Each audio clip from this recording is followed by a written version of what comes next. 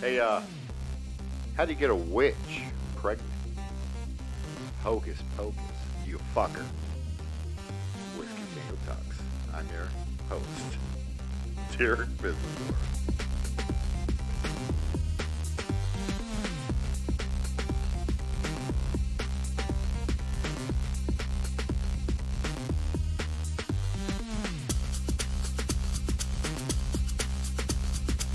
Patreon.com. We're going to give you hidden behind the scenes content, up-to-date stories, upcoming guests.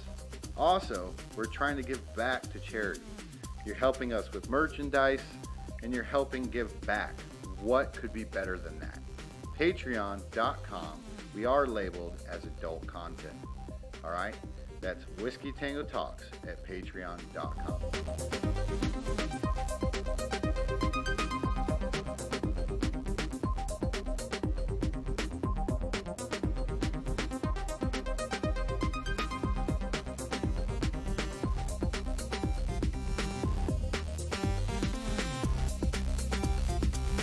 All right, well, let's get this out of the way. COVID-19. We're going to do our best during the podcast to not talk about it. If you can refrain from it, it's kind of what we're here for, to have a good time, take our minds off of it, give somebody or, people content to listen to that they don't have to deal with listening to this fucking bullshit. Let's have a good time. Everybody cheers. Yeah. All right. Cheers. Bro Roundtable 2 podcast. Here we go. All right. Cheers. Let's start off with introductions. I'll start first. I'm your host, Derek Pizzatoro. This is Whiskey Tango Talk. And to my left, I have Steve Islas, a.k.a. the Navajo Warrior. Got Justin Walker. John Williams, the Hawaiian Lion. Mike Kasha, a.k.a. Mike Jits.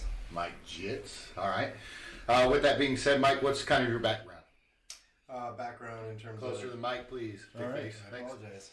Yeah. Background in terms of just who I am, where I came from, what I do. Yeah. Okay, well, my name is Mike. Originally from Miami, Florida. Grew up in Tucson, Arizona. Started off with, came to Tucson because I came from an Air Force family. My dad was in the Air Force for like 25 years. So now I reside in Phoenix, work in pest control. That's what I do. Okay. John? I was born in Hawaii, but raised in Glendale, Arizona. Pretty much all the way up until graduation. Went to the Army. I was an Army medic, and then continued to wrestle. I coached high school wrestling, wrestled in college for Shadron State. Then started pro wrestling in 2001. Still doing pro wrestling, travel all over the world with Navajo. And now I compete in jiu-jitsu as a purple belt under Paul Nava. Gotcha. Jay? It's just the resident fuckstick. Yeah. Pretty much. No, go ahead, man. You're Grew up good. in Phoenix. I just work, full time right now and lift heavy ass weight, and hopefully I can compete in a few years. That's Heavy that's ass my goal. weight. I like it. All right. Steve? Arizona native, pro wrestling since 1990. Wrestled all over the world, and father of 3, beautiful wife, beautiful daughters, all girls. So basically, I'm the lonely man in the family, dealing with all the estrogen, but loving it. There you go. And our resident Red Billy Rob, Hillbilly over there. His mic's kind of low, but that is what it is. All right. So with that being said, I miss sports. All right. Yeah. Really miss sports. And what I miss about it after watching the latest WrestleMania with Steve and John are fans. That's what I miss. If there was anything else that I think makes sports, it's mainly simple, just like the fans. I just don't understand why sports would go on with it. The one thing that's being proposed here in Arizona is baseball. The entire MLB baseball season is supposed to be played here in Arizona to get the start, or something like that. But the way they're doing it is no fans allowed. So it's going to be exactly what WWE is doing with no fans. So thoughts? Anybody? So games being played with full teams, no fans, no spectators, nothing. Nothing. Huh. So ticket sales, obviously, but they're looking at the TV deals and everything like that. So it's pretty much why they're trying to use it the way they are. So what's their revenue means then? It would be just TV. That's it. Huh. Probably radio. Whoever plays for advertising on the radio. Your thoughts on not having fans at events there, Steve? It's, at first the idea was, I thought it was a good idea, on paper. It sounded like, oh, good, then we'll still get to watch, in wrestling, they're the first ones to do it, where they would have the, Monday Night Raw, SmackDown, even WrestleMania without fans. So on paper it was like, oh, that's a great idea. We'll still get to watch wrestling. We'll still get to, watch these things happen. But then after watching it without fans, it's a little hard to watch, because the audience makes up so much of what's going on. The excitement. Yeah, they add to that excitement. The wrestlers are out there performing and painting the picture, but then there's nobody there to appreciate it. There's so much fan interaction. Yeah. Too. Yeah. Like you see Steve Austin, like when he did it for the first time. Steve Austin, he was just like, "Can I get a hell yeah?" And like you hear silence, you're not used to that. You hear, I didn't even think about that. Yeah. Yeah. How hard is that for you guys to? Oh, as a wrestler, we actually did an event like that, and it's hard. Just because a lot of what I do personally is I feed off of the fans, so I can go one direction or another in a match. I'm not a paint by numbers. Like, I don't lay out an entire wrestling match and say I'm going to do this and then this and then this. I go with, all right, let's go, let's start, and then feel it. And the fans might be liking one thing, so I continue to do that. If they're not liking something, I change it up on them a little. So it's and you go off of that feeling. And imagine being, because you dabble in stand-up comedy. Mm-hmm. Imagine being on an open mic with no crowd and no one laughing. How do you? And you're filming that now. How do you know you're bombing? How do you know? Yeah, you're filming that. Yeah, and then you're putting that out to the public to see. And how then do you know where you're at. And then bam, social media will fucking eat you alive. Yeah, exactly. Well, it's the same with and I know you can relate a little bit too. John, sorry. You're good. John's sitting to my right. You're good. I just rubbed his shoulder. And we've talked about this in the past, jiu-jitsu tournaments. How obviously it's not professional wrestling, but it's still a means of feeding off of the spectators. And people cheering for you, booing for you. That stuff works. You know, at an advantage, at a disadvantage. So I can only imagine having grappled in numerous Naga tournaments if the stage was empty. Yeah, well, like, I think the one sport that can be played without really fans being like there would be football. Other than that, I just don't.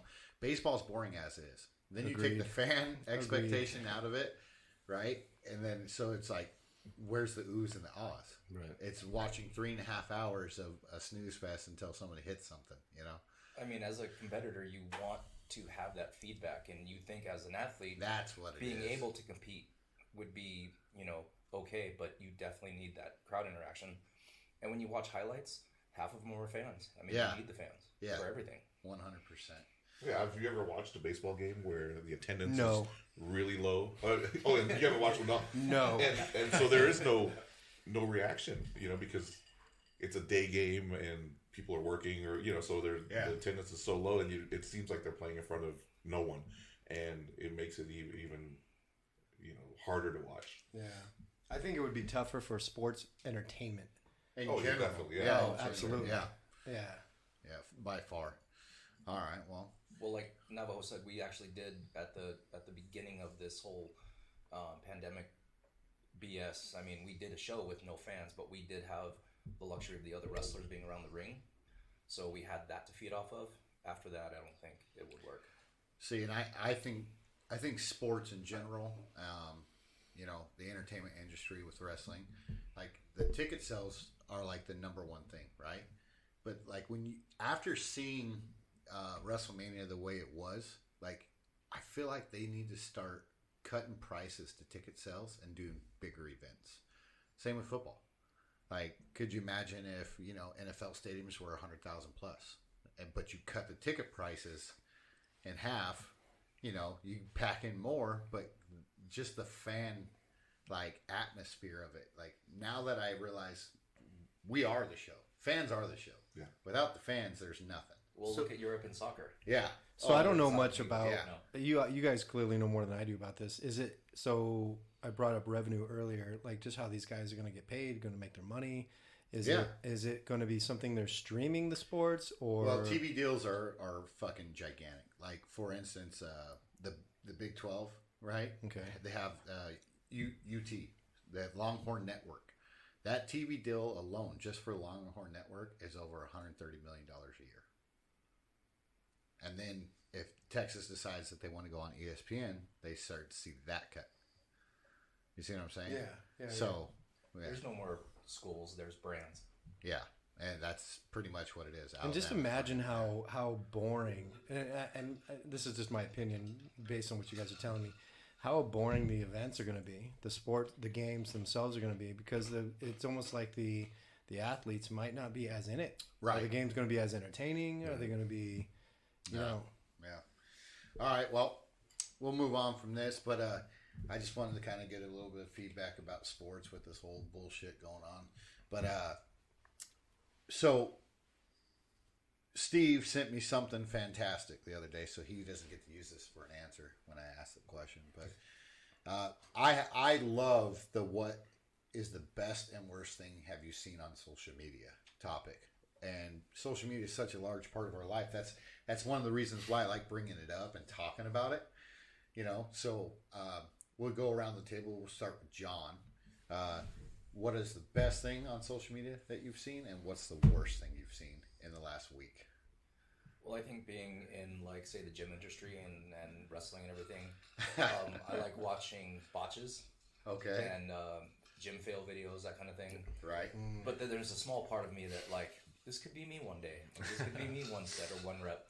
Right. And it won't be so funny anymore. But, Well, do you film every fucking thing you do? well, no. Okay, then it shouldn't be. Right. And then that's the other part about it. Like you're Jim Fail King, right? Okay, but why the fuck?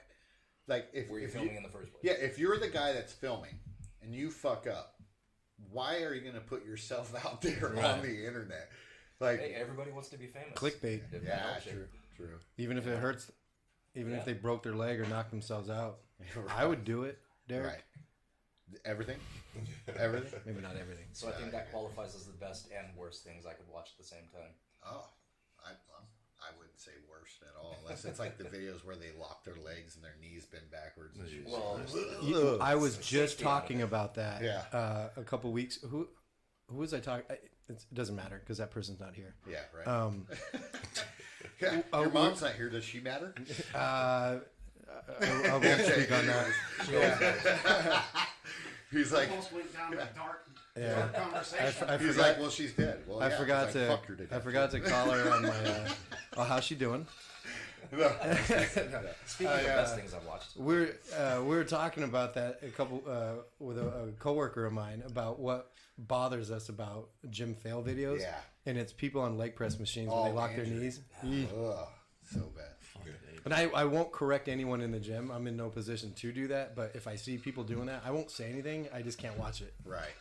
Wow. All right. So just best and worst for you is gym fails, John. I mean, I'm sure there's a rabbit hole we can go down, but I'm just going to leave that as my Hey. answer right now. Let's go down it. Good. Yeah. Mike, you're up. Take us down that rabbit hole. Well, the worst thing was a video of my sister making out with her wife. That actually happened. Okay. We don't discriminate here on Yeah, this we thing don't, talk, but we can judge. Okay. I I like love it. my sister Terry. I love you too. Yeah. So the worst thing I think. So okay, because it wasn't anything that I took it upon myself to go seek, but because my friends know I can't stand watching animals get hurt, Okay. and I already don't like this. yeah. So not like by in nature. Nature Okay. All right. doing its Nature's thing. fine. Still Nature's don't want to see it though. Really? You know? No. I don't Nature's wanna- Metal is such a good page on IG. I Follow it. No, I won't. No, I respect it. I get it. It's the natural order of things, but I'm not trying to, watch a lion rip a pig in half. Oh, What about like National Geographic shows or something like that? That's Well, it's all the same. Like I have a hard time watching that. I really, Really? do. Yeah. so you're not a hunter? No, I'm not. Yes. Well, I know you told us not to talk about it, but I might No, be you're- starting to lean in that direction that I might have to start learning. For obvious reasons. Yeah, but so my buddies have taken upon themselves to just inundate me with text messages full of gazelles getting wrecked and their shit tore up, and I like it. yeah, All right. that's the So what about the worst. snakes? Snakes bother you?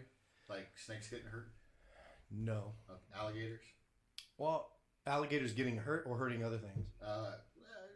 Jaguar dragging an alligator. Okay, so I'll say this. I'll do this. Happens. There's certain things that impress me in the wild that I'll see an There animal you do, go. and I'll be like, okay, you get a pass. But no, watching a jaguar drag a full-blown crocodile out of the water. Alligator. Alligator, It was an sorry. Yeah. Either one. That's impressive. Yeah. And yeah, an animal equal, if not more, its size. That's still impressive. So All right. Definitely. Jay, what about you, man? You're up. I mean, good things I see on social media. I have to go with John on the gym fails and shit like that. I fucking love that shit. As far as like the bad thing goes, though, like this is gonna be hard to explain, but like especially on Twitter. This is more for Twitter, Okay. It's still social media, so right? you're- Yeah, you're but in the like realm. watching, I don't know, looking at millennials at my age, like Oh, here be we go. depressed, just upset me. be depressed as fuck, like Triggered. all over Twitter. It's just just like, triggered me. man, like I hate reading. Lean this in a shit, little bit on like- that. Thank you. Like it's just like, you know, if it's something about a breakup or if like life's going hard, like they'll just go straight to Twitter to fucking complain about shit, and it's like, so I you're a don't- millennial, anti-millennial. well, like You don't Motherfucker need to listens be- AC/DC, bro. He ain't a real millennial. you don't need to be like putting that shit out there to get attention like that. Like, you know, it's really something you got to handle yourself. Yeah, like, seriously. I don't know. Cut yourself and cry about it in your own bathroom, right? Like legit, if you Don't cut yourself. you go on Twitter, refresh your feed every 5 minutes, there's something new, and it's just like it's just annoying to see. It's not necessarily that it's like something bad, but it's just like, Is that something you've paid attention to before this, or more so now, or you just see it more? I don't think you can avoid it. yeah, Not it's just, now. Yeah. It's just a Just common don't go on thing. Twitter. Yeah, but Don't turn on your phone. Twitter is savage as fuck sometimes, so that's why I go on Yo, it. too. it Yeah. is. It For is. real. Yeah. The only time I'm on Twitter is to talk shit to Hayden. Talk shit to who? Hayden, one of our good buddies. Okay. Go ahead. Things I enjoy on social media are just funny videos, funny memes, things that make me laugh. There are very some creative people out there that can take something and just turn it into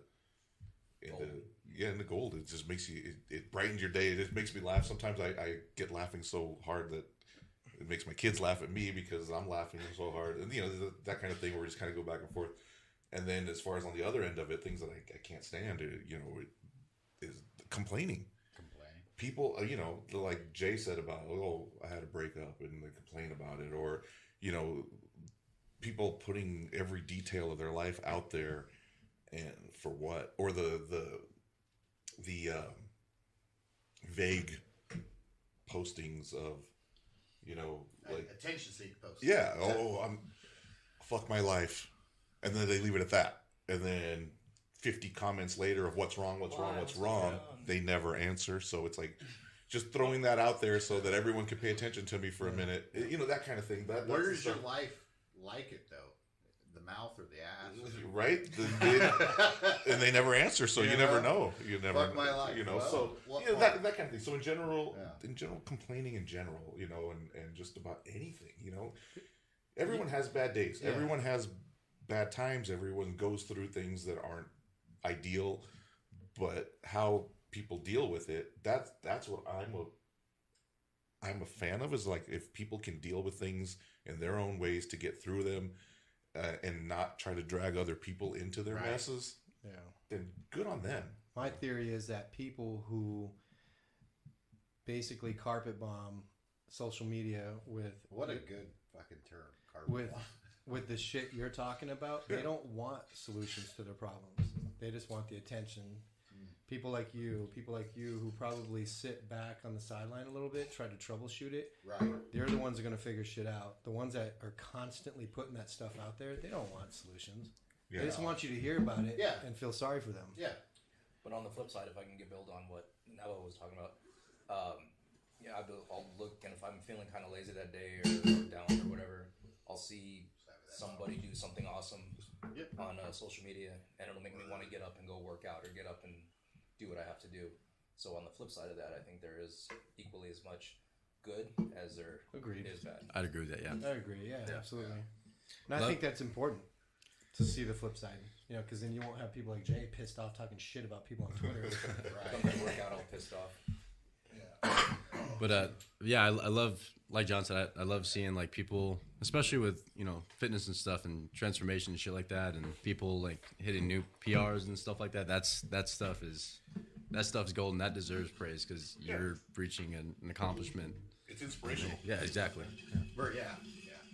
Well, I have a slew of things about social media. I knew you would. All right. Let's do it. Let's hear it. I do. I got a slew of good things. I'm going to do two, not one, but two shameless plugs. Okay? My commercial for America Bourbon with my fucking producer, Robbie. That was one of the greatest things I've ever seen on social media. No, and... Thank God, I thought you were going to say it was one of the things you hated. No, by all means. So should I sample this now? You can sample that all you want. And shameless plug number 2, Mike, your fucking Google videos. Your fucking Google videos are awesome, dude. Yeah, it's not bad. It's the good whiskey. That's American bourbon right there. So I'm not a bit real quick. I didn't know Derek was going to go down that route. No, yeah. For those that don't know. But I just want to quickly plug. I don't drink whiskey very much. Yeah, American whiskey. American whiskey. Yeah.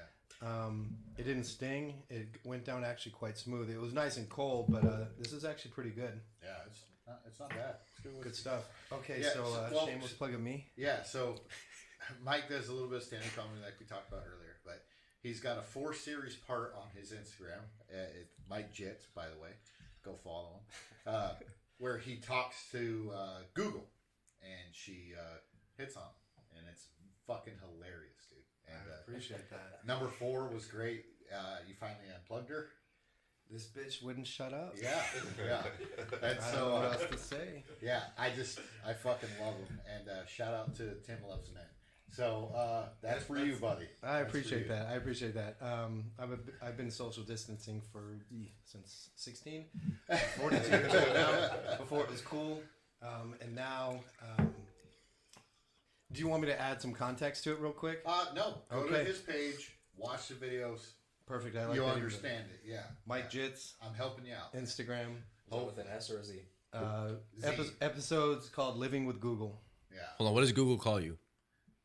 She calls me Poppy. She calls me Daddy. Yeah. It's a good videos. It's great videos.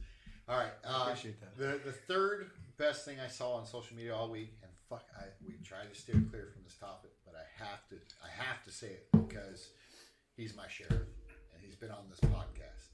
But Sheriff Lamb came out when all this bullshit arose and talked about curfew and how it infringes on your constitutional rights, and how Pinell County will refuse to arrest or fine anybody for being out past curfew because it is unconstitutional.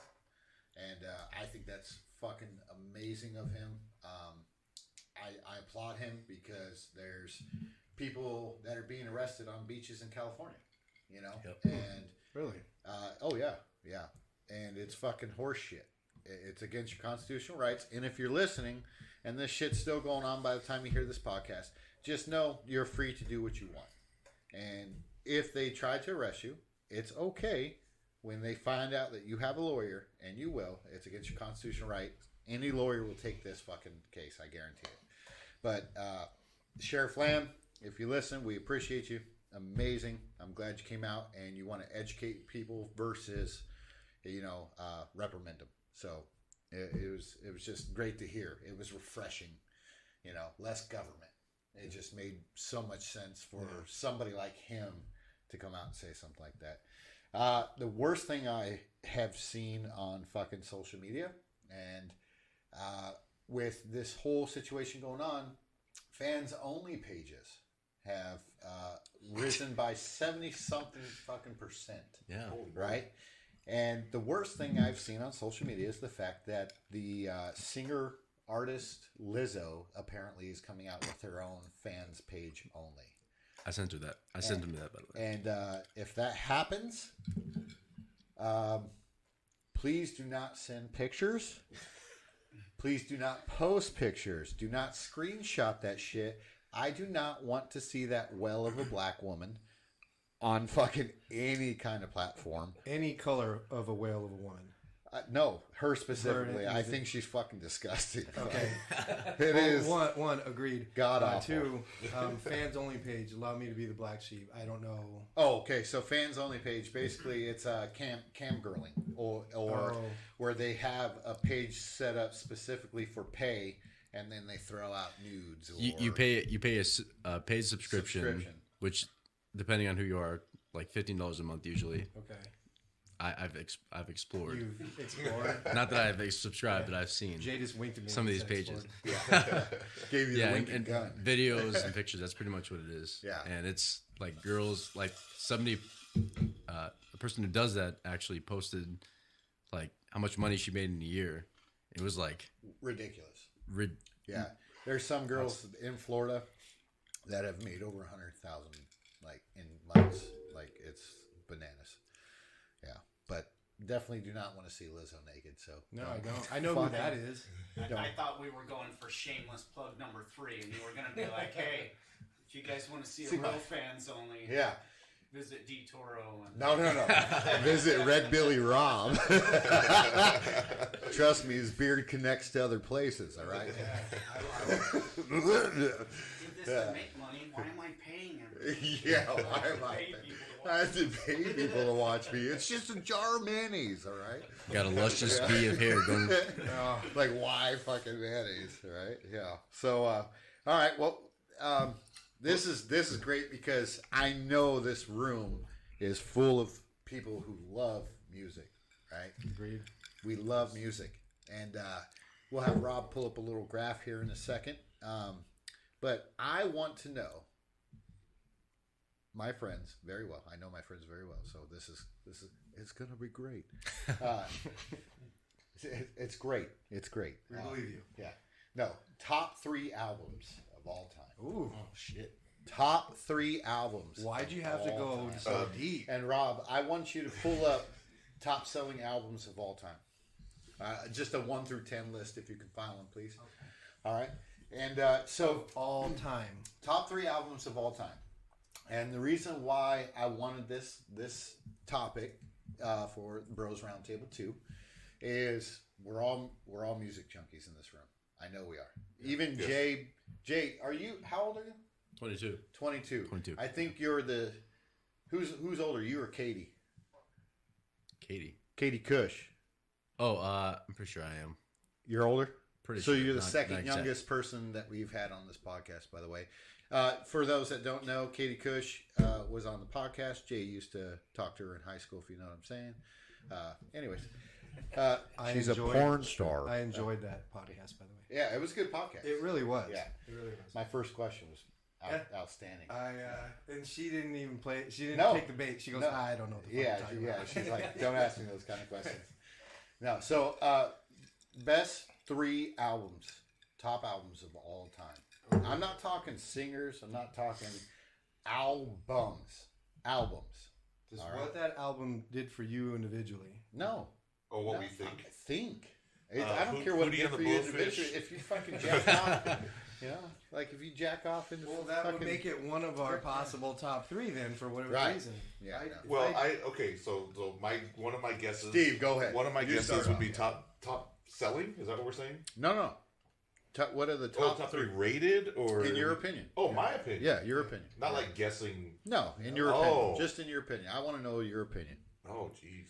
And then we'll compare them to the real list. Like Yeah. Once everybody gets it, Yeah. we'll compare everything to the real. Ooh. Yeah, Wow. I'm good with that. Wow. You want me to start? Go ahead. Yeah. I can start. Please, start. Derek. We talk about this all the time. All the These time. are easy. This is hard for me because there's so many different. there's so many different albums and different aspects, and it's really hard. But I'm going to say this because no matter who you are or what ethnicity you are, everybody knows this band. And I'm going to go with Metallica. Black is number 3 on my top list. All right. And number 2, and I'm going to say this, this is hard. I'm going to get a lot of backlash from this. I already know. All right. Number 2. Iggy Azalea. No. Okay. Who is that? He's already slurring over there. Iggy Azalea. No. Iggy Azalea? Is that what you said? No, I really thought you were just slurring. No. No, I'm fucking with Bless it. you. All right. Bless you. That's you. Yeah. No, number 2 on my list, License to Ill, Beastie Boys. You've already listed 2 of mine. Oh, yeah? License to Ill. He just blew Jay's mind.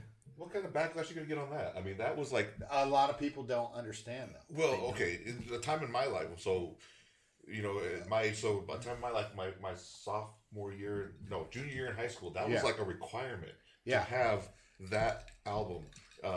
If you didn't hear that blasting out of somebody's car pulling out of the school parking lot, then you know you. The thing about License to Ill, and I kind of reference why Metallica Black Album is because everybody knows Metallica, Right. but the Black Album is played at sporting events. Yeah. Like Black Album is like it's not my favorite Metallica album at all, but it is top 3 produced all time for sure, in my opinion. For Beastie Boys, the reason why I pick License to Ill is it's timeless. It is fucking timeless. Like you said, Steve, you were in high school when that shit came out, right? Yeah. Okay. I don't even know how old I was. I was probably in my daddy's nutsack still, because I was License to Ill. Look it up. What? 87? 87? 86, 87. So I was 3 or 4 years old when that came out. Okay.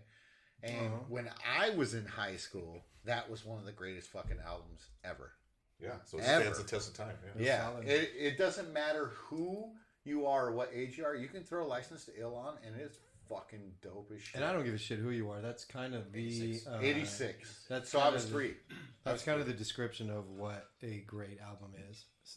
It doesn't even have to be. You don't even have to like the music. Stand the test of time. Yeah. Stand the test of time. That's really what it. What's number 1, Derek? Come on, dude. Come on. So, number 1. Number 1 for me, and this is, I don't even know where I'm going with this. This is hard.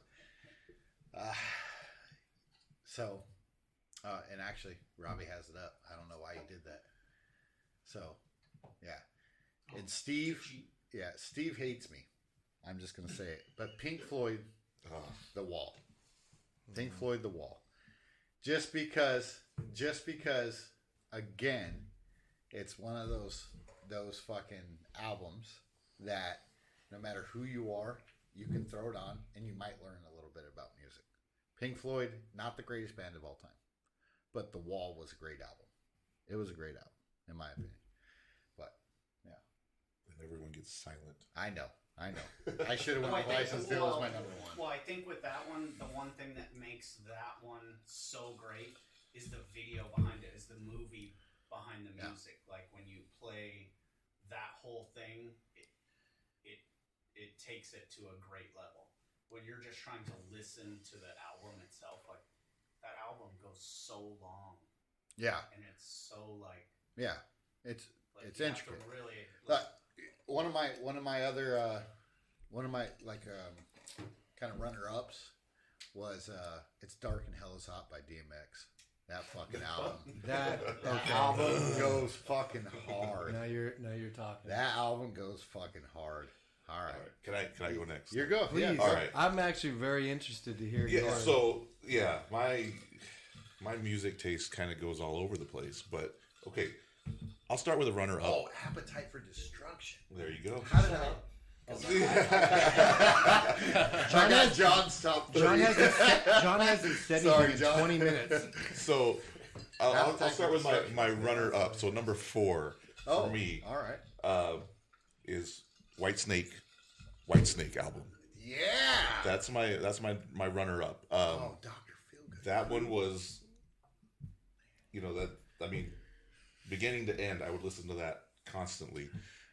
My number 3 is, well, like I said, my taste is all over the place. It's actually Michael Jackson's Thriller. Thriller. Now, it's funny because mine are all from a time period of the 80s, but they still, people know them now. Yeah. People hear those songs, they're like, oh, I know that's, you know, so it's one of those where all of these stand the test of time, and they're different, you know. So this is like number 2 for me. It was one of the first albums I ever got, and I don't know. I don't know if people. It's Kiss Alive 2. It was a double record album, you know, and it was a live. What's an album? No. Exactly, like some of these guys are, you know, don't know what an album is. Anyway, it's them Can you live. Can you download that or stream that? No. Well, you can No, now. I But it's them performing live, so you have that crowd sound behind it, and oh, dude, Peter Frampton live. you know, so live albums are they're good. They're good. Yeah, Peter Frampton. That's another badass mother. So that's my number 2. All right. My number 1 is Def Leppard, Hysteria. What? Yep. Damn, dude, that is a good album. No, that's Yeah. solid. Dude, that's that is solid. a good fucking album. So- That's a solid number 1. Yeah, that. That Pour Some Sugar on Me. Yeah, Oh, dude, yeah.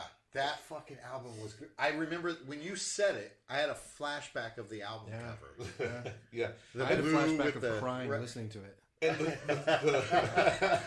jerking off my own And it's funny because, you know, just a year ago, the band is performing it, you know, in concert. Like they're just doing that entire album, or they're, you know, and people are going and God damn. and watching them do that. And Dude, yeah, so those are my top 3 and my runner-up.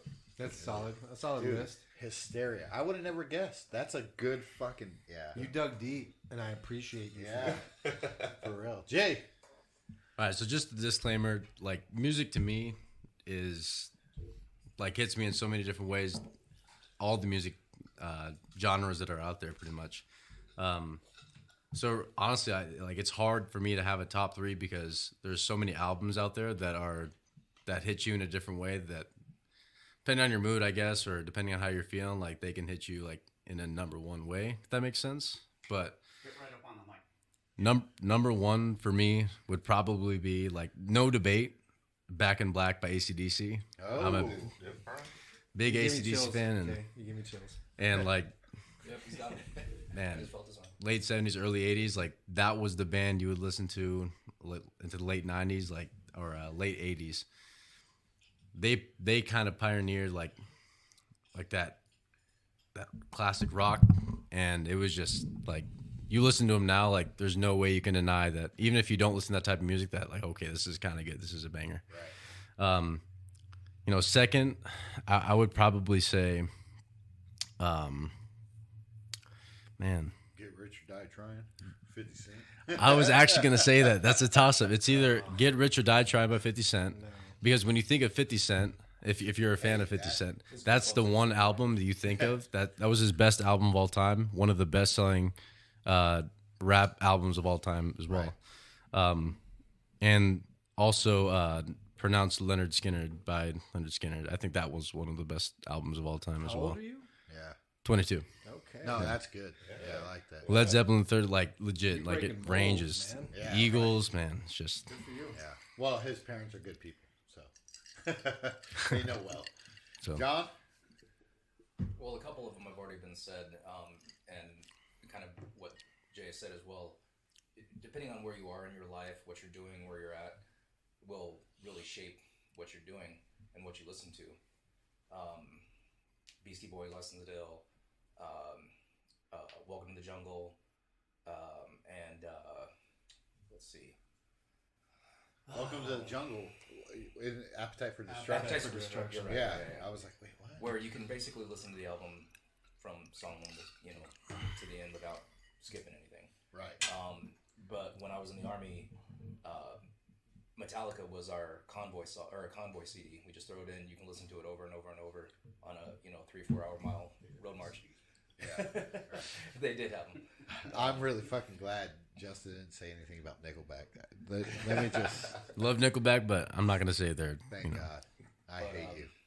We can edit that part out. Yeah. All right. I think it's for me probably Pearl Jam. I think it's 10. What? Oh yeah. I'm sorry. I cannot back anybody that got rich from singing vowels. Everybody sung like that in the 90s. You know. Just Creed. Creed. Creed. Creed was the only one. And that right Creed's behind- Clearwater.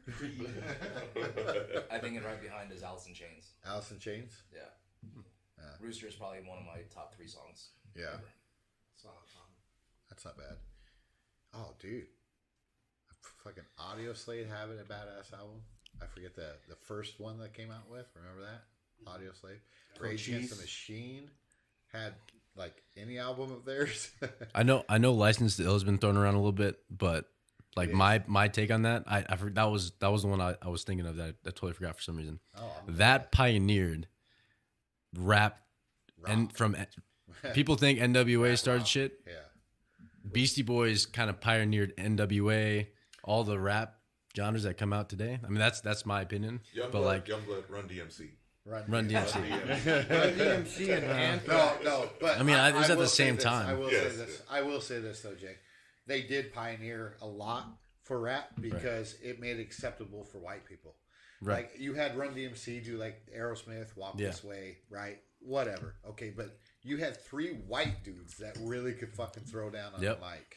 Yeah, they did the whole Yeah. rap rock thing. They sampled on it, like you mentioned, Public Enemy and Anthrax. Public Enemy. And Anthrax. Jesus. You know, Bring the Noise. That One was of a the solid best. fucking Bring the song. fucking noise. That was a dude. solid song, but versions I'm of that backing song. Jay on this one. This is what I'm Beastie talking about. Boys.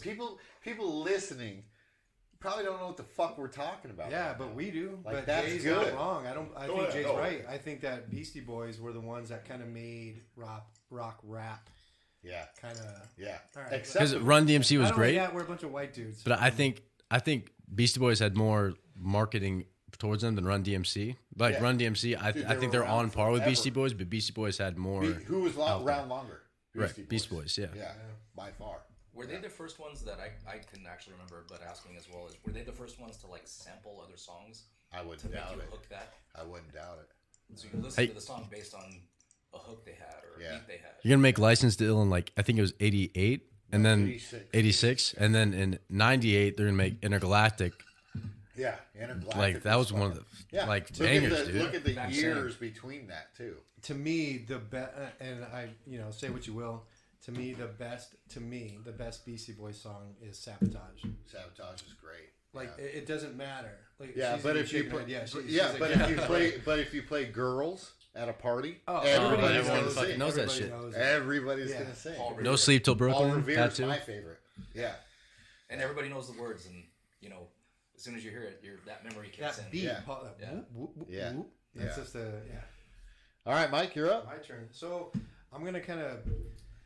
I think Jay touched on something good. here. I'm not as much of an album fan as I am a song fan. Yeah, it's hard. That's I why. know, that's why I yeah. picked albums and not songs. Yeah, no, you're right. We'll do No, top no, no, 3 no. I'm songs gonna of follow all the time rules. after I'm this. gonna follow How the about that? rules, Derek. This is your house, and I'm following. I'm the having rules. fun with music right now. I'm going to follow the rules. This one is tough to me because we've talked about this before in the past that I'm no genre is off limits to me. Right. I may not like certain I different. have a feeling you're going to say Johnny Cash. Some no. No, Oh, okay. I I'm going. figured, yeah. I'm kind of. Not anymore. I'm abiding by. I'm Yeah. going by your rules, but for my reasons. So. Well, that's how it should be. So I would say, Wow. in no specific order, I'm just going to name three albums. Okay, Boomer. One doesn't mean it's the most relevant than 3. So All right. so I'll go with. Today. Give me one. Jesus. Let's go. Still have talked the least than anybody right now. And you're giving me shit No, right you're now? good, dude. We love fuck. I gotta fuck with everybody. Yeah, please do. I'm gonna have to say Dr. Feelgood, Motley Crue. Yeah, there you go. That to me, that song fucking to this day. Yeah. To this day, Yeah.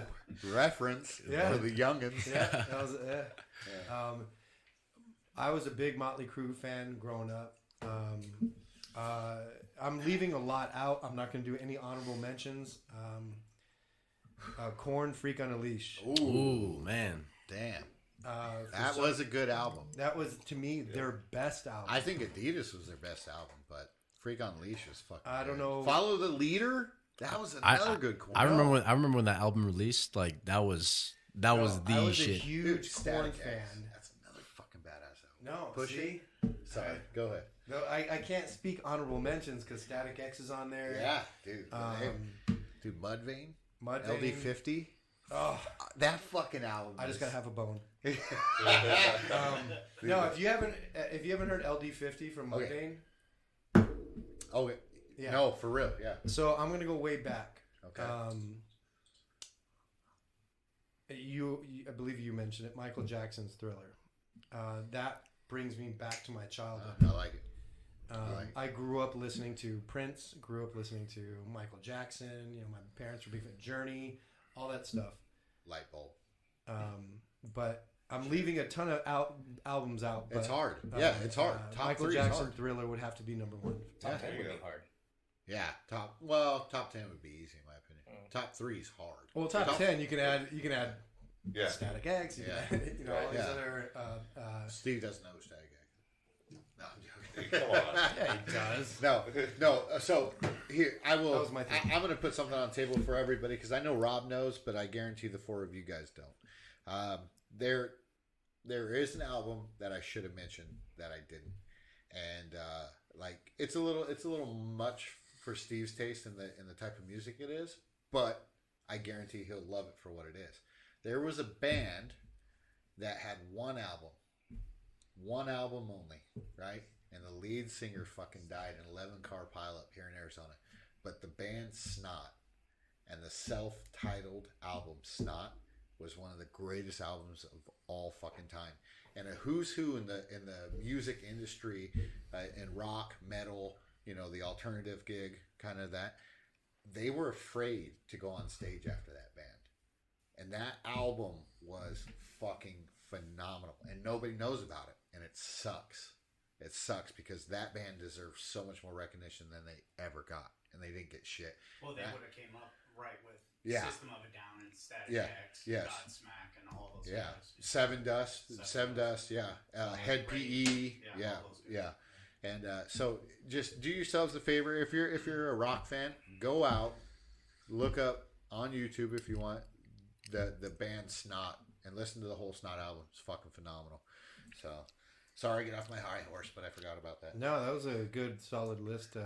And again, it's hard to judge because at that time, like to me, I think the biggest like then were like Journey, Queen, Bon Jovi, like I'm those glad guys nobody back in. here said the Beatles because fuck the Beatles. Yeah. Yeah, I mean, at the time they were great, but I mean, I wouldn't consider them. Dude, fuck the Beatles, dude. They were only good because they were the only band of that era. Really. Like, So would think that about make it. them ahead of their time then? They were ahead of their time because they were the only one in their time. Name another band during the Beatles that was something. The Monkees? Okay, there's one. Hey man, don't bash on the Monkees. Is that a racial? Like, easy. No, but all right. So change of topics here. We're gonna snowball right into this motherfucker because Steve decided to do something that hurt my head the other day. He tagged me, right? Steve looks shocked.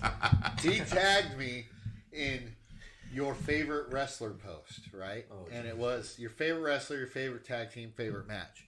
And it got me thinking, since we have some pro wrestlers in the room, I guess I can put myself in that category now because I got back in the ring. But I'm mainly just Congratulations. thinking about you two. Since Steve put me on the spot, it was really hard for me. I literally stared at this fucking thing for an hour, and I kept going back and forth in my head. And so we're going to go with top 3 pro wrestlers of all time. Oh, All right? like a Mount Rushmore. Can we make it 4? Make it Mount Rushmore? Mount Rushmore? Mount Rushmore. I like that. Let's do the it. Mount Rushmore of wrestling, in your opinion. And I'm just going to go ahead and make this really hard on Justin. He's going to go first. So is this specific to showmanship, overall skill, or just your opinion? Your opinion. Okay.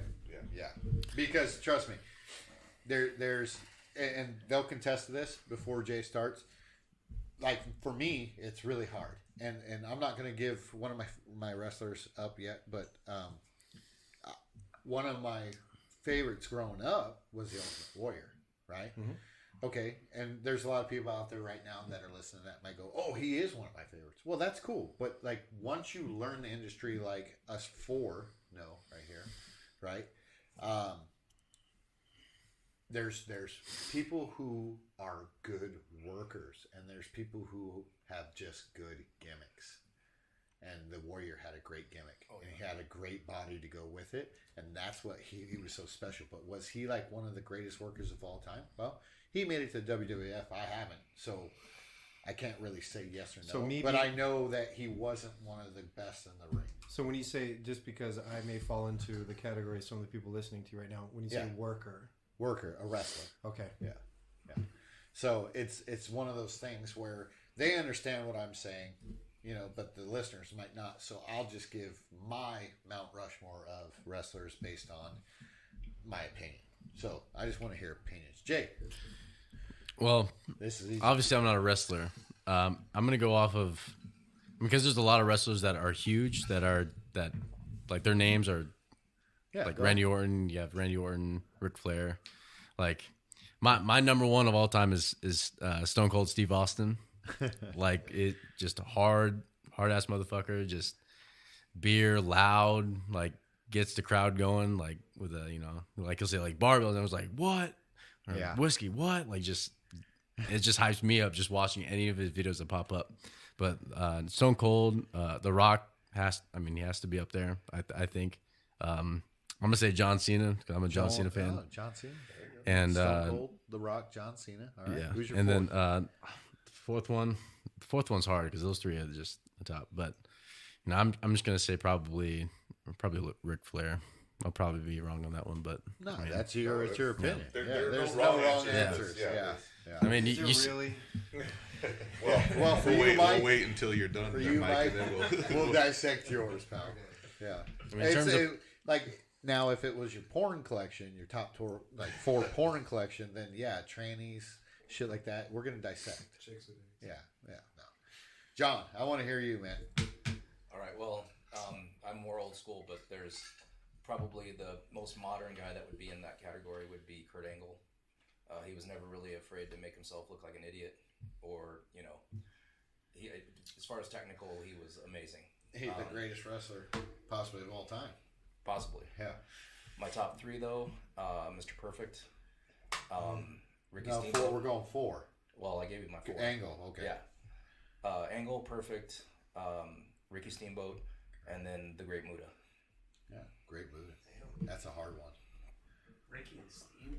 Yeah, Ricky Steamboat. Yeah, That's what everyone's Dragon. Ricky Steamboat. Well, I know. No. Dude, me and Steve were saying this the other day before he started coming lift with us. Like, I was like, oh, and Steamboat, man. Like, right? Yeah. And he goes, oh, that's John's favorite. I was like, oh. Well, I remember the first day I was in the ring and we went over arm drags. I did what I thought was an arm drag based off of Ricky Steamboat. Right. And then that's what I went with because that's how I saw it. Saw it done. Until I clapped and then Navajo told me not never clap again. So Yeah. Mike? Well, I'll go and then you're last. Yeah. All right. much like the music one, this one's a hard one for me too. Being a fan, and it's also kind of a privilege to know guys in the industry, because you guys have been able to share information, all of you.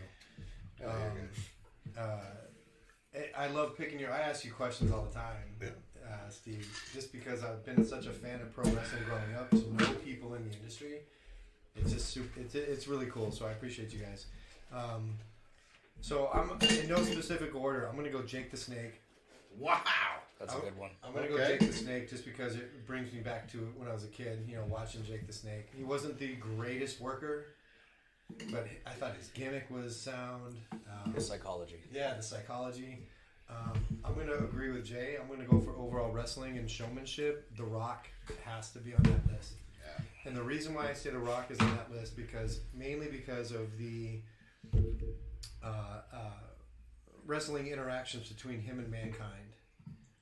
Like that stands out to me. Like especially the time when Mankind was able to get The Rock in his own, where he's like, it doesn't matter, when Mankind actually got him with that. Yeah. And The Rock didn't see it coming, you could tell. So I'd say Jake the Snake, I'd say The Rock. You said 4, huh? Okay. Again, no specific order. I'm going to say Chris Benoit's on that list. Oh, the murderer. I mean, the crippler. Yeah, not because of what he did out of the ring, because of what he did in the ring. And my last one, this is a toss-up because it's a toss-up between quite a few big guys, but I'm going to have to go with... I'm sorry. Robbie's face right now with what I said. Yeah, I got it. This is a tough one. I'm going to have to go with... the murderer. I'm going to have to go with Diesel. Whoa! Whoa, okay. All right. The only thing great about Diesel was the Outsiders. There you go. And that's why I picked Diesel. Yeah. I liked him in there. I mean, I could have gone with Undertaker. I could have gone with, Diamond Dallas, who I actually was a big fan of Diamond Dallas Page, too. But I'm going to have to go with Diesel. All right. Well, the fact that you like Diamond Dallas Page, that's cool because a lot of folks don't know that he got a really late start in wrestling and he picked everything up really fast. And he was actually a lot more talented, in my opinion, that people gave him credit for. Decent gimmick, the Diamond Cutter, NWO, that whole situation. That whole situation was good for him because he needed it at his age. He had to have something to kind of give him a push, and NWO was great for that.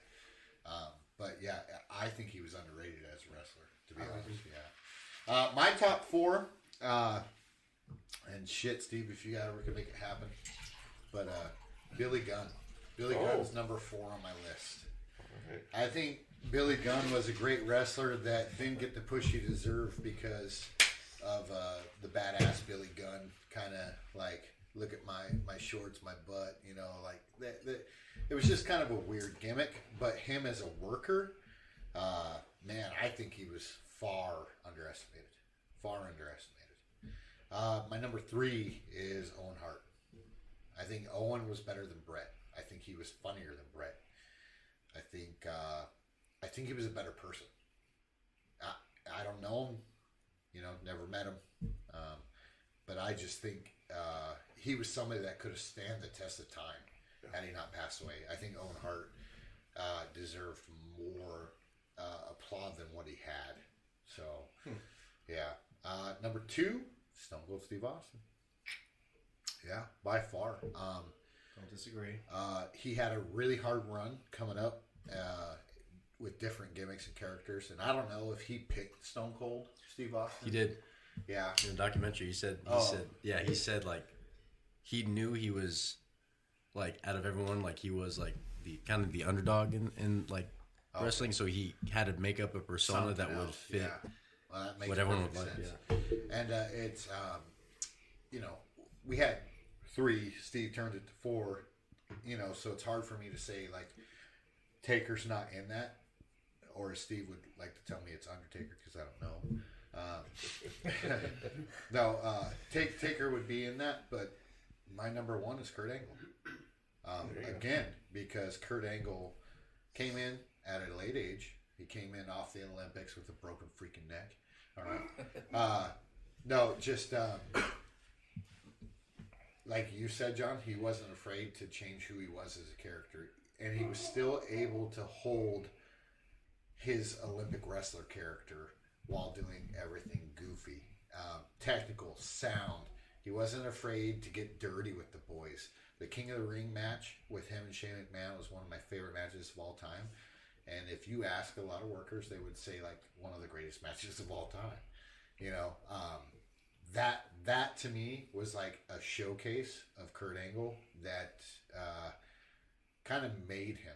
Like that match was, I think, the greatest of all of his matches. You could talk about him and Lesnar, you could talk about this and that, but him and Michael's match at Mania was probably one of the best matches ever. Yeah, really, really it was.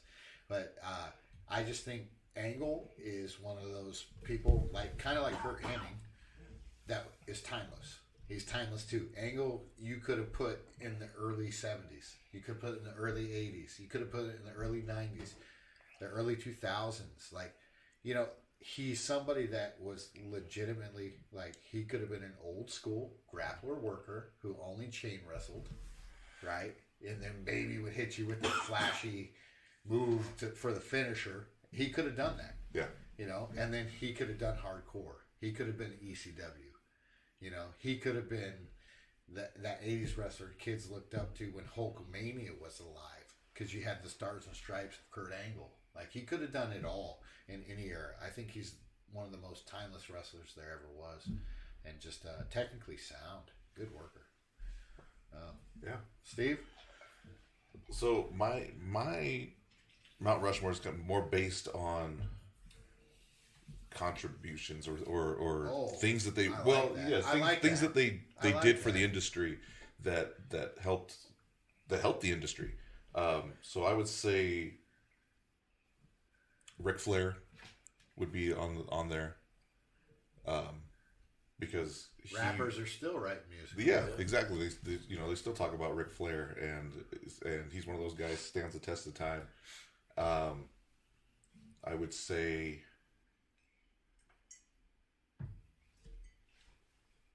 probably just for the attraction that he was, and no matter where he went, eyes were always on him. He would draw those crowds. Andre the Giant. Oh, He was the first real giant in wrestling. Yeah. So he was one of those where you just had to go to see him. You saw his name on the marquee, and they talked about the Giant. You know, you had to go and buy a ticket to watch the Giant. yeah. Legit. Yeah. I guess probably person ever to grace the ring. Yeah, you have He was you have, 500 pounds at one point. You have guys, and you have guys today or in the modern era that were his size, like the Great Khali, or but Yeah, Khali might have been taller, but he wasn't nowhere near right. 500 pounds. And Khali didn't get it either. and You know, but yeah. knowing how to be a professional wrestler and how to interact with the crowd and try to draw a crowd, no one did it like Andre. You know, no one, none of the Giants since Andre. Yeah, Matt Big Show could have. You know, He could have. yeah, but he hasn't. And a lot of that is also on how Andre or how Big Show or how either one of them were built, as far as like how they were showcased. Andre was showcased as a giant, an undefeated, unbeatable giant. So you would put him in battle royals, and you would go to watch Andre the Giant Knock top rope. Yeah, knock everyone else out of the ring, and 30 guys, and you'd go to watch Andre the Giant beat 30 guys at one time, that kind of thing. So Andre the Giant's on there. And this one's where it's a little tough for me, just because of Macho Man, I get it. No. the era. It's like, for the amount of time he was, you got to think about this person as far as like the amount of time they had in wrestling, and as far as a big a star as they became. And he's not on my, I'm just gonna throw this name out there, but he's not on my Mount Rushmore. A lot of people could throw The Rock in there, but when I look at his time, it was maybe 3 years. That where he had a real and then I would say but he's 4. like I would say 4. he's a huge star now, Yeah. in movies and things like that. So it's gonna sound funny because of the time period that this guy's in, like the modern era. Yeah. But John Cena was the guy that lasted through everything when he came in, and then to this day being a top draw, a top name. As polarizing as he is to the fans, when he comes out, you have half the crowd chanting, "Let's go Cena," the other half chanting "Cena sucks," which I think honestly started to become like a thing, to where the people that were chanting "Cena sucks" didn't really think that he sucked. They're just saying that. They're saying it to kind of go back and forth, Right. just like when Kurt Angle would come out and they would chant "You suck," Yeah. and You suck. but they do it in a You suck. and they don't really think he sucks. So it's just funny. But yeah, I would put John Cena on that Mount Rushmore. And then my number one anyone that knows me knows this answer is Hulk Hogan. Yeah. You know, he was the most recognized professional wrestler of all time. You would flash his picture up on you know, if you Don't matter who you are. right, you could He's throw the Mickey Mouse of wrestling. exactly. Yeah. He's that face of professional wrestling. When somebody says, "Oh, you're a wrestler," oh, like Hulk Hogan. You know, that's usually the name that they throw out there. Oh, you do the wrestling like Hulk Hogan. Yeah. You know, and so he's definitely It's a compliment. my number one of the Mount Rushmore. I like it. I'm surprised you picked John. Can't lie.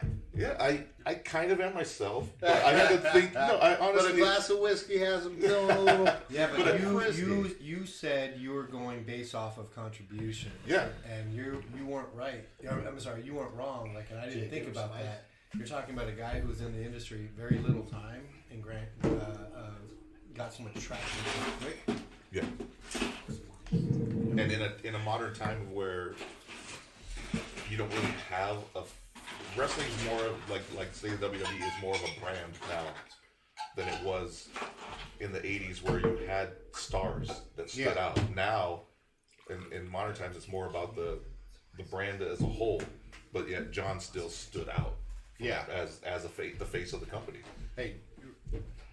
Yeah. You know what? I want to make one mention too, and it's One mention from Red Billy Rob. Okay. from the standpoint of like contributions. I never saw a man give so much. Speaking of only. Oh, I Ian, hope you're about to say what I think you're going to. Go ahead. I look at Mick Foley. Oh, No matter what character it That's was, not where I thought you were never gonna go. saw a man give so much in every One character, other. in every. one other guy. There was one other guy. but there was He had there the was EC pay-per-views, and there was Yeah. he would show up at a pay-per-view as Dude Love and come back as Mankind like the next night. And, Yeah. and like Get fucked up after. It's- Yeah. he never I never seen someone give so much to every character. Oh, and he gave his so much of his body too. He sacrificed himself Dude, he and fucking didn't he everything. rupture his Like, spleen during a match? The Hell in a Cell Those match? videos of his wife and I'm pretty kids sure crying. his soul left Yeah. his Oh body yeah. Yeah. when he fell off that cage. Yeah. I'm Yeah. guarantee it. By God, he's dead. Stop the match. Yeah. Yeah. Yeah. No, I thought you were gonna say Shane McMahon. Dude, that's another no, as far person. as- He had to do something. because you mentioned him, Yeah. I thought about like, if only he wasn't McMahon's son. Could you imagine where a guy like that could go? Yeah. Steve, That's I McMahon's love son. So son. where do you really take Nobody- the character yeah. in a Yeah. Steve. I love the It's a story tough you way. told me about Kurt Angle and McMahon wrestling and getting thrown through the wrong window. Oh no, Shane. That's the shit. Shane, yeah, Yeah. That's the shit. That's my that match. fans don't get to hear, don't get to know, but people that like you, who are in the industry, tell me stuff like that. That's interesting. That I remember that match and watching him try to throw Shane through the window and it not breaking, thinking that's the way it's supposed to be, and then you tell me that, like, no, he was thrown through the wrong window. That's the cool stuff. That's the stuff right there. Yeah. They made it the right window. They made It took a couple times, but Three. they made it the right window. 3 to be exact.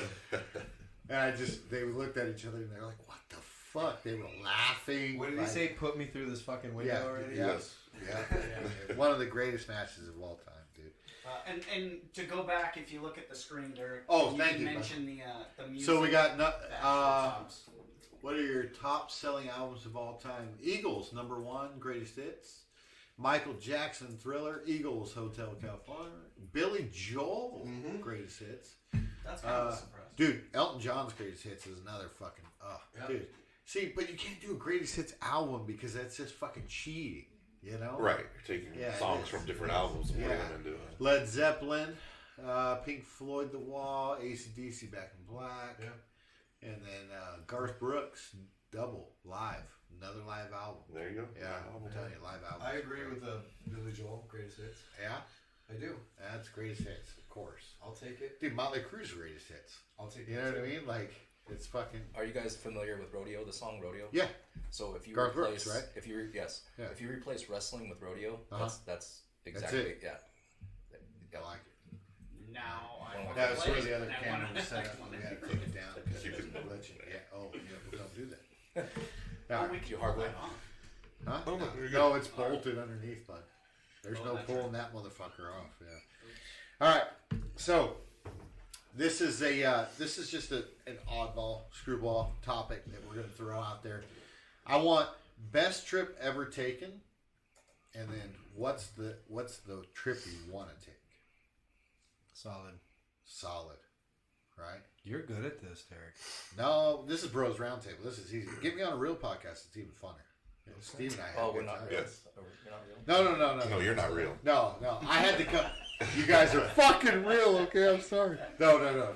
These are topics. We're going over topics, but Yeah. I like raw, real, and like topics segue for the real conversation. Yeah, but you know, Okay. it's when you're really just talking to somebody, you're not coming up with topics. So it flows. favorite place we've been and No. where we want to go. Yeah, favorite vacation, and then the place you want to go. And the reason why I'll start with this. The reason why I wanted to do this is because being stuck at home, so many people are talking about like Yes. what the fuck are I want to go here. Oh, I want to do this. I can't believe I'm about to say this, just because I don't want to live in Arizona anymore. Like, I'm tired of the state. Been here majority of my life. Northern Arizona, if I did move from where I'm at now, is probably where I'd end up anyways. But best trip I've ever taken, and I hate that I'm saying this because it's so touristy, but Sedona. Like, took a helicopter flight all around, did land of the map of the land in the helicopter. Amazing. Red rocks, little vortex areas, hippies everywhere. Not that I fucking like them, but no judgment. Take a fucking shower. Do some yoga. I don't mind hippies. I just, a little too liberal. You just don't like them too close to you. I'm real in the middle with my views of everything, liberal, conservative, wise, and hippies just too far liberal for me. That's all, so take a shower. But I would say I have a hard time choosing between my Nordic heritage and wanting to travel there, Norway, Denmark, Belgium, even that whole area, Sweden, that whole area is just kind of where I would like to go. But I think my number one destination in life is New Zealand. I want to do New Zealand. Bad. Why is that? Just has every bit of everything. You got your beaches, your high mountains, you got a rainforest, you have high desert there. And the best thing about New Zealand? No snakes. Zero. I fucking hate snakes. So, yeah. Indiana Jones over here. Indiana Jones. Hate snakes. Steve? So now, is this meaning like place I've been or like the trip itself? The trip itself. Oh, the trip. Okay, because that makes a big difference to me. So the trip itself, I honestly want to say is Hawaii. I would have pegged Japan for you. Well, see, that's the thing. It's like we won't talk about the massage parlors. Well, no. It's, quote Hawaiian Lion on the massage parlors. Oh, of Japan. hey. Hey, Nav. Do you think they'll get mad if I really just want a massage? It was a rough match. I think they'll get mad if I just want the massage. Yeah, I just want. That is a fucking story. The happy Oh, ending that's was good. the massage. But yeah, so yeah, as far as like places, Yeah. then yeah, Japan would be there. But trips, like you said, not just because of the destination. I would say Hawaii just because of who I was with. I was with family. We were on a vacation, and Hawaii was always one of those places I wanted to go to since I was a kid. And it's funny because I can still remember the reason why I wanted to go. All those things that I wanted to go because I was in grade school and we had show and tell, and one of the kids went to Hawaii for vacation and they brought back for show and tell this coconut monkey. And so I was like, that is cool. And so I wanted to go to Hawaii. And then, you know, seeing the episode of the Brady Bunch when they went on vacation to Hawaii, you know, different things like that. And you'd see it, how beautiful it is. And my mom, you know, single mom, working nights. We never, like, I never had to ask for something and not get it because she would always make sure that we had it.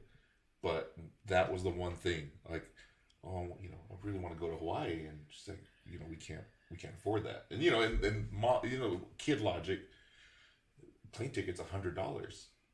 Like, it might as well be $1 million. You know what I mean? Like, to tell us kids, you know, $100. Well, that's, you know, that's a lot of money. You know, $100 is a tank of gas, right? Most But diesel you know trucks now, yeah. But you know, like to a kid, $100 might as well be $1 million.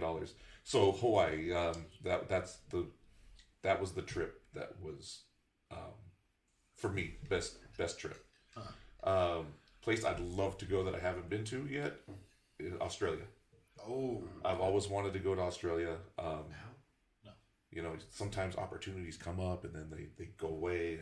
And there was once where, yeah, I was reached out to by a promoter that was like, hey, I want to bring you to Australia. And then things fall through and then you can't, So it you're doesn't saying happen. I'm going with you? I'm going to need you to work this out, Steve. Yeah, Right? no. But Yeah. think about this.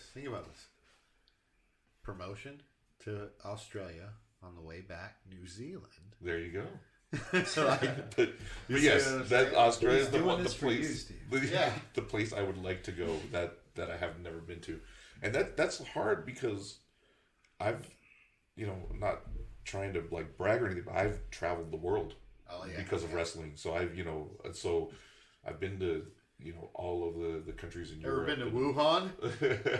I've not, and not in the last. And Where's not, that? not in the last Where they eat year. their bat? Ground Oh, that's zero. ground zero. Okay, yeah. But yeah, so Eat the bats. those are my answers. Yeah. Jay, what's up, bud? Well, I mean, I haven't been to much. Obviously, I'm pretty young, but Disneyland, I know, bro. that's one of them. But I mean, I honestly, I love Disneyland. I've been to, you know, Disneyland's definitely one of my top places, but I would probably say Nashville, Tennessee. I know it's kind of weird, but No, that's not weird. Yeah, explain. Please A explain. lot of people But love Nashville. I'm, you know, as much as I like all genres of music, I'm really at heart like country is like my favorite genre there is, and you know, I just love the culture and, you know, the people that are involved with it. You know, it's just like, to me, it's just like, I don't know, it's just, there's something about it. But, you know, I've never been there, you know, of legal age to like experience like honky tonk and shit like that, and Dancing like experience and- the full yeah. like full thing.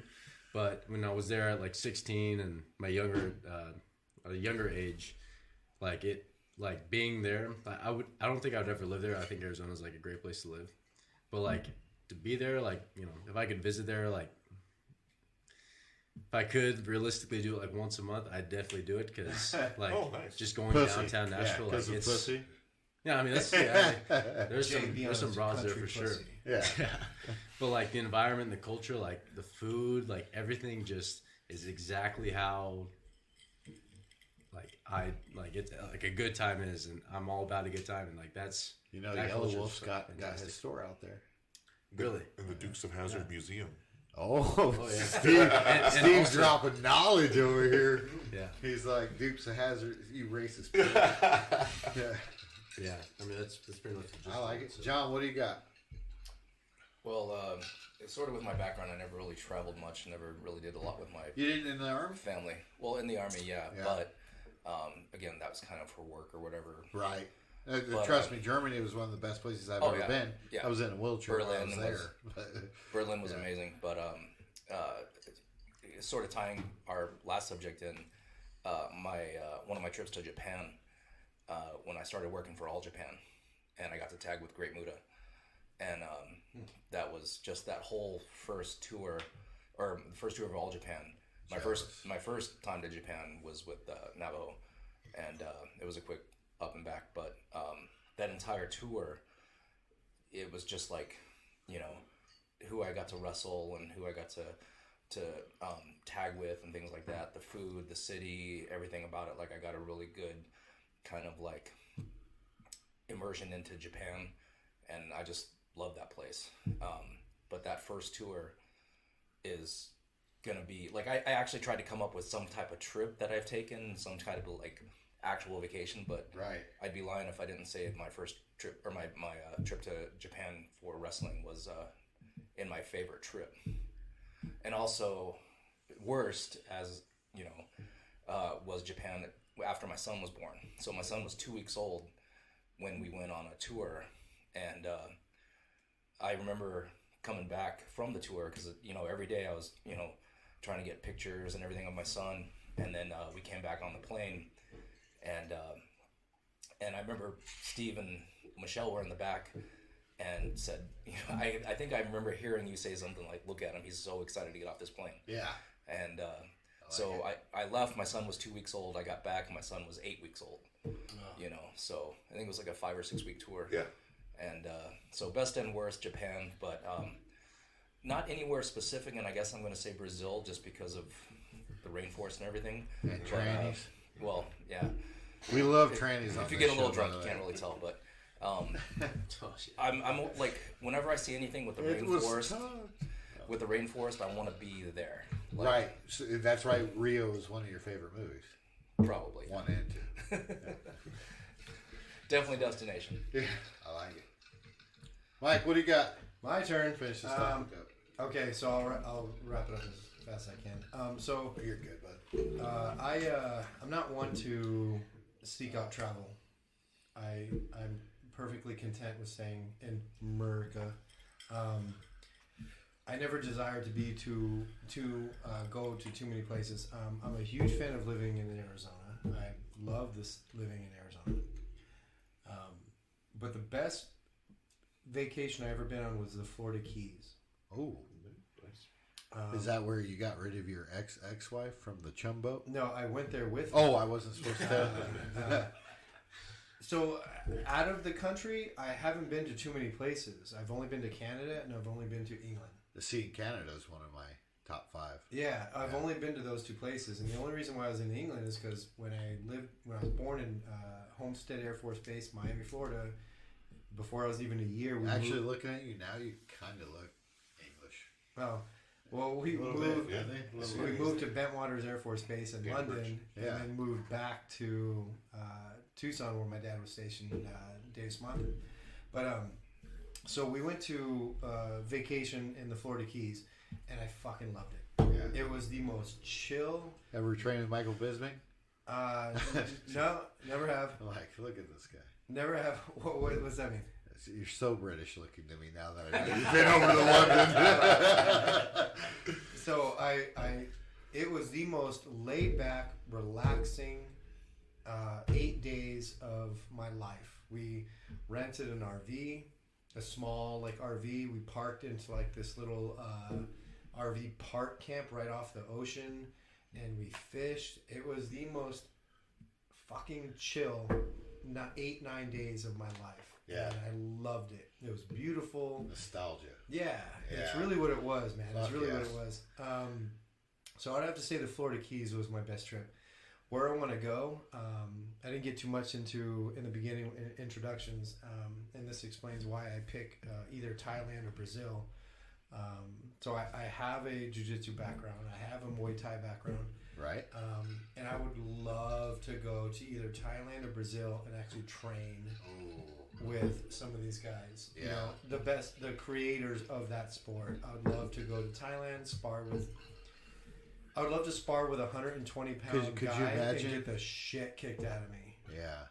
Could you imagine Shootbox Academy at its At its prime? Yeah, Oh, dude. Yeah. murderers? Just A kill whole fucking group Yeah. of murderers. Like Could you imagine training Pride, with that? Pride era? Yeah. Yeah. Yeah. So that's why Brazil and Thailand would be my go-to destinations, just so I Yeah. can get to train with the grandfathers. Oh, Sakuraba, man. How did we... Oh. Kazushi, the Gracie Killer? Dude. Oh, yeah. You know? Could you imagine training in Japan at that dude's camp? That would be awesome. That would have... Oh, Didn't man. he do professional wrestling? Yes, he was yes. He did. Yeah. Still kind of dabbles in it. Does he? Yeah. From Japan. One of my favorite MMA fighters out of the U.S. was Oh, Kazushi dude. Sakuraba. Well, yeah, you can't give up on the Russians, though. They were Fedor. Oh, yeah. Yeah, best. I don't want to deviate from topic unless it's Yeah, no. But- You can deviate anytime. It's our podcast. But so yeah, Brazil and Thailand would be my go-to yeah, that would. destinations. Yeah, I would do Thailand because of you like The trannies. trannies. Yeah. See? No, seriously though, have you ever done a Guy Ritchie film? I'm glad I'm not the only one that caught that reference. Took me a second. I was like, oh, okay. Oh, yeah. He's like, yeah. I'm gonna switch 8 and 7 because you just brought up a little bit of nostalgia, your past, and number 9 was kind of about what the topic is what do you miss about the past? Like, just go around the table real quick. We know Jay's 22. Steve, how old are you? He's like 48. John, 48. right? 42. And I'm 36. Okay.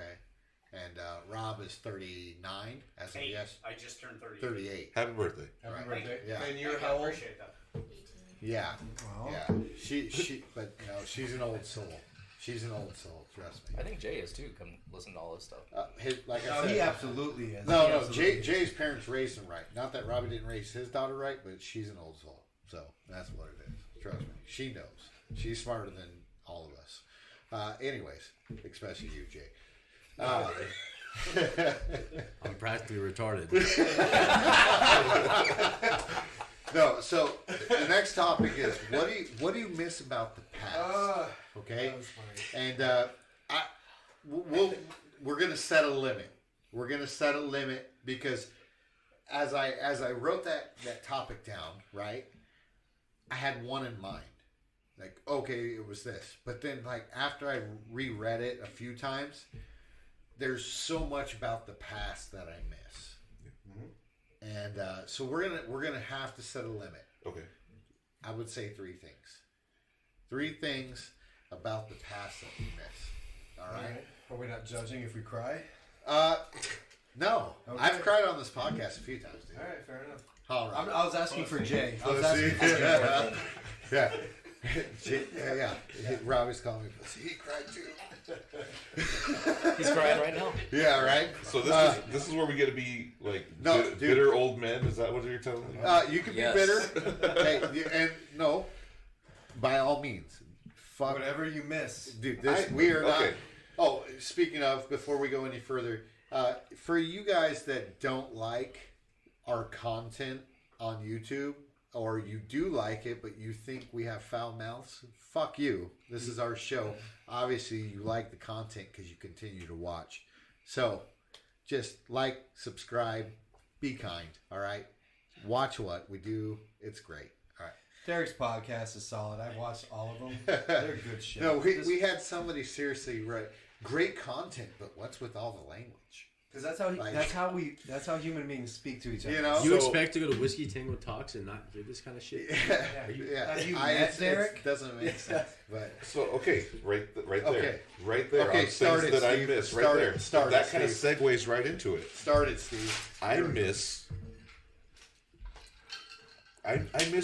when people didn't have to be so politically correct. Oh, Number one. I number miss that. one. And, Okay. you know, like little All examples, like television and show. You know, I'm showing my age, but there were television shows that were borderline racist. All in like the Family. All in the Family, Sanford and Son, and they would tell the Jeffersons. They would tell these jokes that were, you know, about other races, but they were funny. Movies like Blazing Saddles. Yeah, and now it's gotten to where people get offended over way too much stuff. Okay, And so I ridiculous. miss that time when you didn't have to worry about that's really all encompassing in Yeah. a lot of sense. But you go know, ahead, like, go yeah, ahead. like what do I say? What can I say? What's going to upset someone? What's going to cause a backlash on what, you know, anything? And so it's that is like the number one thing that I miss. I miss Yeah. that. I don't time. know if you ever saw my rant on Instagram, and I know there's a few people that have, but Which one? You rant all the yeah, time. yeah. No, this was like a video, but it was. I actually had somebody message me about my girls' night podcast. Oh, I saw that. Ladies of the Round Table, right? It's just like this, but women. and we took pictures, had a good time afterwards, posted them. Right. Somebody messaged me, and literally it said, "Your." Trying to think of the correct words. It pretty much was like, the women you had on your show don't represent real women. You know, you're gonna get that on this one too, because they're gonna be like, you got like the ugliest group of dudes you could find. but no, seriously, like they were upset that I had pretty girls on the podcast versus like, but then I got all these other messages flooding. Like, oh, I connect with her so much. She's so amazing. Oh, that one girl was so funny. I'm glad you had those guys. You know, like, yeah. So yeah, I think if people just listen to the podcast, they wouldn't. You don't know what someone looks like when you listen to them. Listen to them speak. So you can tell personalities, and like you said, this one was funny. This one I can relate to this one. So. And that's people just judging by what they look at. Right. Give me your number 2. We got something else. All right, something else I miss. We went off on a left field. I think it just covered too much. I did. It covers a lot. Yeah. Yeah. That's an important one, though. Well, yeah. Yeah. It is. No, that was a good one. I miss kids being able to just go outside and play. Oh, dude. I miss Steve, you're being so deep right now. Well, no. When I was a kid, we would go out hours, and Mom would just say, "Hey, get home before dark." Yeah. And when the lights go out, and didn't worry about us because now we worry. We have to worry that because there's so many people out there that will bring harm to your children, and so it's like, dude, you have to constantly make sure that you have an eye on them or know where they're at because of the world, how much has changed. So I missed that time of where it was just like, go out and play, have fun, be back before dark. And then you knew before dark they showed up. If not, they got an ass whooping, and then that was it. But I miss that. I miss... I'm sorry I failed you. I miss... And what's funny is like, for me, this isn't something that I am going through, but I see it a lot. I miss families sitting down to eat dinner together. I miss that kind of thing, because, it was like everyone's so busy now, and everyone's working, and everyone's got so much going on, and they don't really get a chance to, like, all get together, sit down, enjoy a meal, and talk about what's been going on for the day, or joke around with each other, or just enjoy each other. Although as a kid, we didn't really talk at dinner because that's a whole different thing. My grandfather was always one of those things where he would say, "Here we go, onto the, this isn't racist," but he would always say, "Hey, why are we talking? We're not Chinese." And I never understood what that meant. You're a minority. You're allowed to say that. I didn't know what that meant. You're a minority. You're allowed to say that. Yeah. Had this fucking 36-year-old white male right here said that, would have been a problem. Please say it, because I can't. So I didn't know what that meant until I realized when I got a little older, and then I got to hear about how my grandfather was in World War II, was stationed in India, and he was a tank instructor, and he was teaching the Chinese Army how to drive the tanks. Yeah. So he would be in the mess halls with the Chinese, Army, and he said it was just constant talking, and he said that it sounded like they were just yelling at each other all the time. So he couldn't sit and enjoy his meal in peace. So he brought that home with him, and when we would sit down to eat, we would start laughing or joking and stuff, and then he would tell us, "Stop talking." It's like, "I just want to eat my meal in peace. You sound like a bunch of like Chinese," So I never knew what that meant until then, and then I found out. You're like, "Damn, Dad's racist." but so now but like on the other side of it, I'm lucky to have my family get to sit, and we'll get to we have we're always busy. But we always find that time, okay, we're going to get done at this certain time. We're going to get home. We're going to have dinner, and we have dinner together. It might be some nights it might be fast, and we have to like, all right, as soon as dinner's done, you got to go shower, get to bed, like putting the little one to bed and things like that. But I miss that as well, I like that. So I'll end there. That's a good one, man. Very good. I like Yeah, that. Jay, I like that. I'm gonna. this will be interesting because of your age. So here's the thing with me. So There you go. there's really only a couple of things that really I want to go back to, but I'll try to explain it in a way where I feel like older things in the past I try to bring to where I am now, so I Okay. don't really miss as much. One thing I do miss is playing high school football, just because that was one of my funnest times of my life, and doing that. Although I wasn't big, I got my ass chewed at like fucking ran to the ground every time. It was still like the camaraderie. Camaraderie. Yeah, I can't speak right now. Yeah. That's a shot. And That's a shot. Take a drink. The team and having that fellowship and that strength, like between like your, trusting your teammates and shit like that. And I don't know, there's just something about it. And also like, I felt like at that time, because before high school, I fucking ate junk food and all that shit. And like my body image, I got bullied a lot. I'm not gonna lie. And I think going into high school, especially junior and senior year, I really wanted to up the tempo a bit. And there's something about, like my high school football coaches, Paul Morrow, like one of the best football coaches in the state of Arizona. He pushed me. He inspired me to do my best, and I carry that now. There's just something about making myself better, like taking from football I learned, that in those years. And, I don't know how to explain it. Like, when I lift and I complain that something's too heavy, or I'm like, damn, that fucking hurt. Like like I say that to be a dumbass and just to be funny, but realistically, like I go to bed thinking about how I can make myself better and like push myself to the hardest I can be. Cause I don't know, there's just something about from high school football that like carries on to now that like gives me the stigma of who I am right now. Like I like, So you man, miss high school football. I miss high school football realistically, Okay. but I'm taking something from that to carry on now. So like, I don't miss it as much. Like Right. I'm still as if I was in that same mentality of making myself better and try to, beat the next person. Although it's like, lifting is more like a personal thing. I still carry like personal goals, like work and stuff like that. I'm never satisfied where I'm at now. And I mean, that's what I take out of it. It's kind of off topic, but I mean, better. that's Yeah. All right. Realistic- Just that? I mean, I don't have anything else, to be honest. I miss like, and, No, that's good though. like with adult, responsibilities as an adult.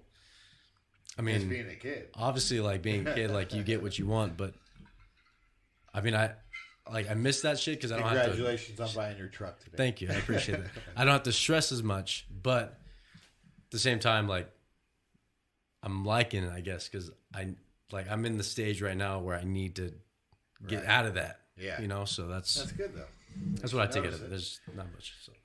John, and then we'll go me and then Mike. Well, it's already been touched on, but like people getting offended by just about everything that's Yeah. out there. Comedians that say certain jokes, or irritating that somebody will get in trouble for something they said 15 years ago. Somebody digging something up, that kind of thing. One of the things I kind of miss though, I was just talking to somebody about this the other day, and it's like things you used to see that were just normal.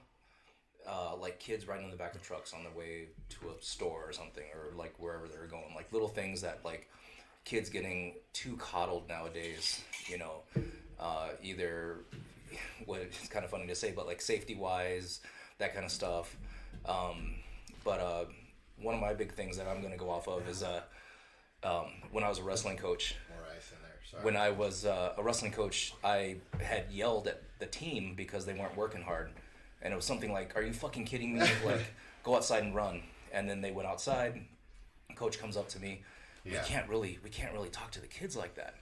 I was like, "Why?" Because the parents will go to the teachers, and the teachers will go to the district and all that stuff. But I think too many people are too much into other people's lives. Like, you know what I mean? So if I do something with my son and it gets out there, then I'm going to get backlash. Whereas before, you didn't have to worry about that. So Stay out of everybody else's business. All right, Mind your business. I like that. Your business. I'm gonna take a What does that mean? I'm going to take a brief moment to point out the fact that during Bros Roundtable, it is acquired for one person to drink from thy bottle of Tango. And tradition, if you will. And the last person that drank out of Tango threw up in my bathroom. They fell in the tub and got a concussion. Oh, Lord. And We love them, though. We love them. one glass of Tango. All right, Rich Orndorff, that goes out to you, buddy. Thanks for throwing up in my bathroom. We love you, buddy. So Mike has volunteered to do the. I just want to go on the record that Mike was not informed. So can I ask what's in this thing? So it is. I mean, I can ask it. if you think I can't destroy this taped evidence, taped you're wrong. evidence. I want the So- lyrics right now. That being said, I'll drink it at my own pace. Mike has volunteered to drink the Tango, and we're going straight with water. How Tango is supposed to be served, and I hope you fucking enjoy that, pal. Well, so okay, I asked what is in this, and literally nobody said anything. It's whiskey. It's best not to know. It's whiskey. It's whiskey. How about that? And whiskey water is the best way to drink whiskey. Yeah, stay hydrated, friends. Yeah. All right, I know so that's while Mike takes his first sip of whiskey, Tango, out of the whiskey Tango jar. Why are you laughing so much? I'm so sorry. What? Nothing. What's up, Rob? Good thing I live so close. Yeah. He's keep having- Ubering at home. I just keep having this flashback to the first one. Slurring. Yeah, and then I was was a like, great hey, time. take a hit of this. And Robbie looks at me, he's like, no, I was like big arm. So And he's like, okay.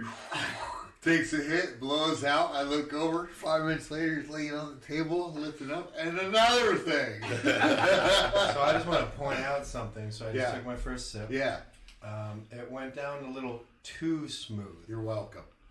You're So welcome. All right, before we're gonna go ahead and get to me before Mike.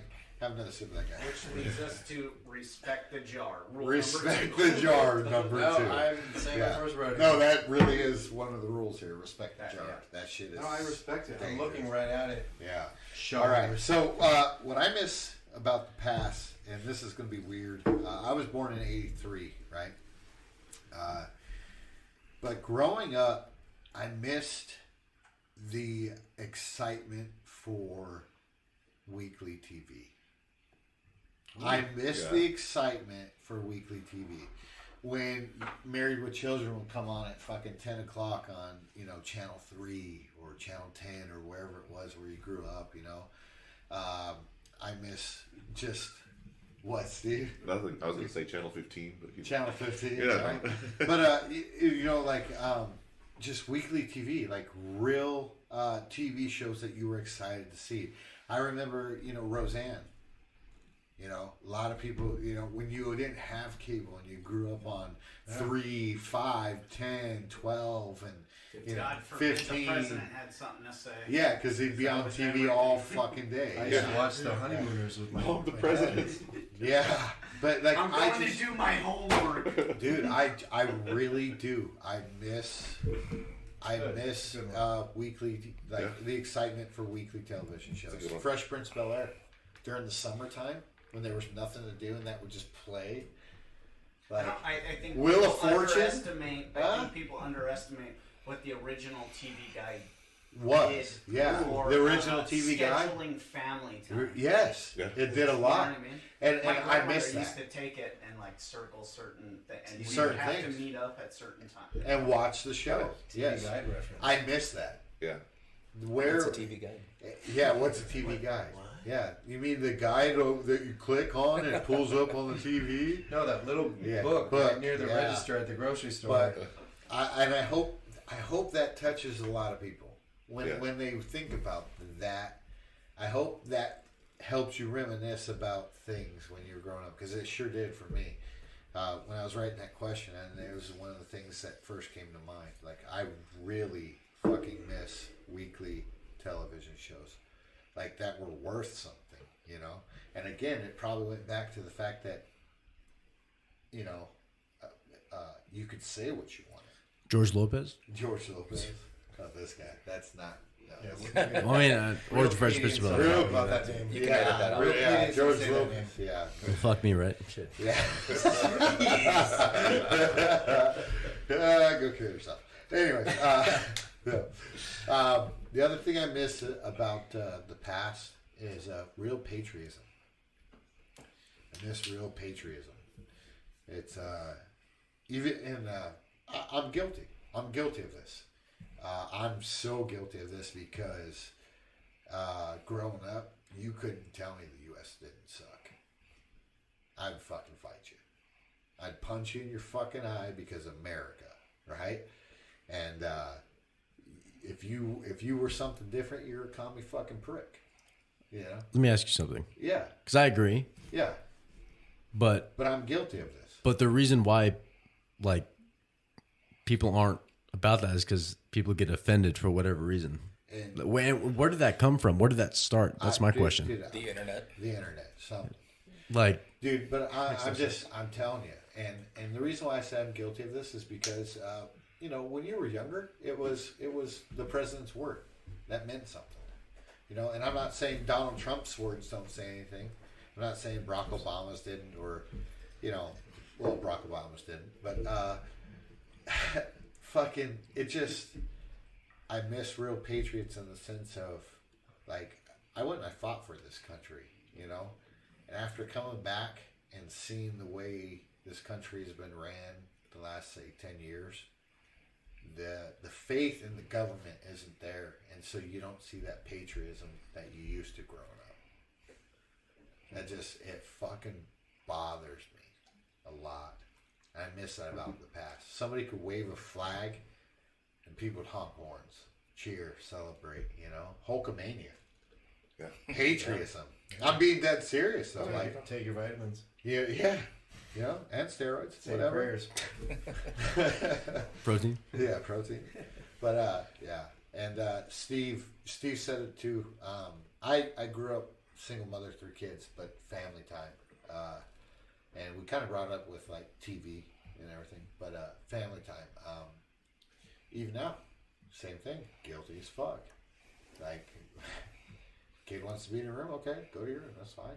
Like, no big deal, you know. But like, growing up, my mom coming home, family dinner, you know, fucking fried chicken every other fucking day because it was cheap and I hated it, you know. Just mom, 3 boys, being able to talk at the table, you know, watching my older brother get condoms handed to him because he was 16. Shit like that, like. I knew I was fucking. Mike's like, Because he was dude, 16? Yeah. No, my mom knew she raised boys, dude. So, Yeah, hey.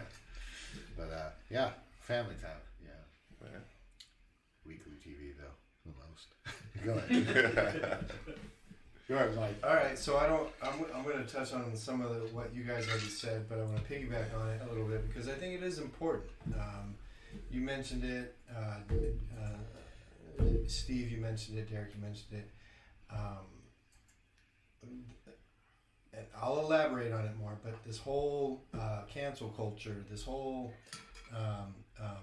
inability to, or not inability, but this rather the sense of we shouldn't say certain things with the intention that we're going to offend people.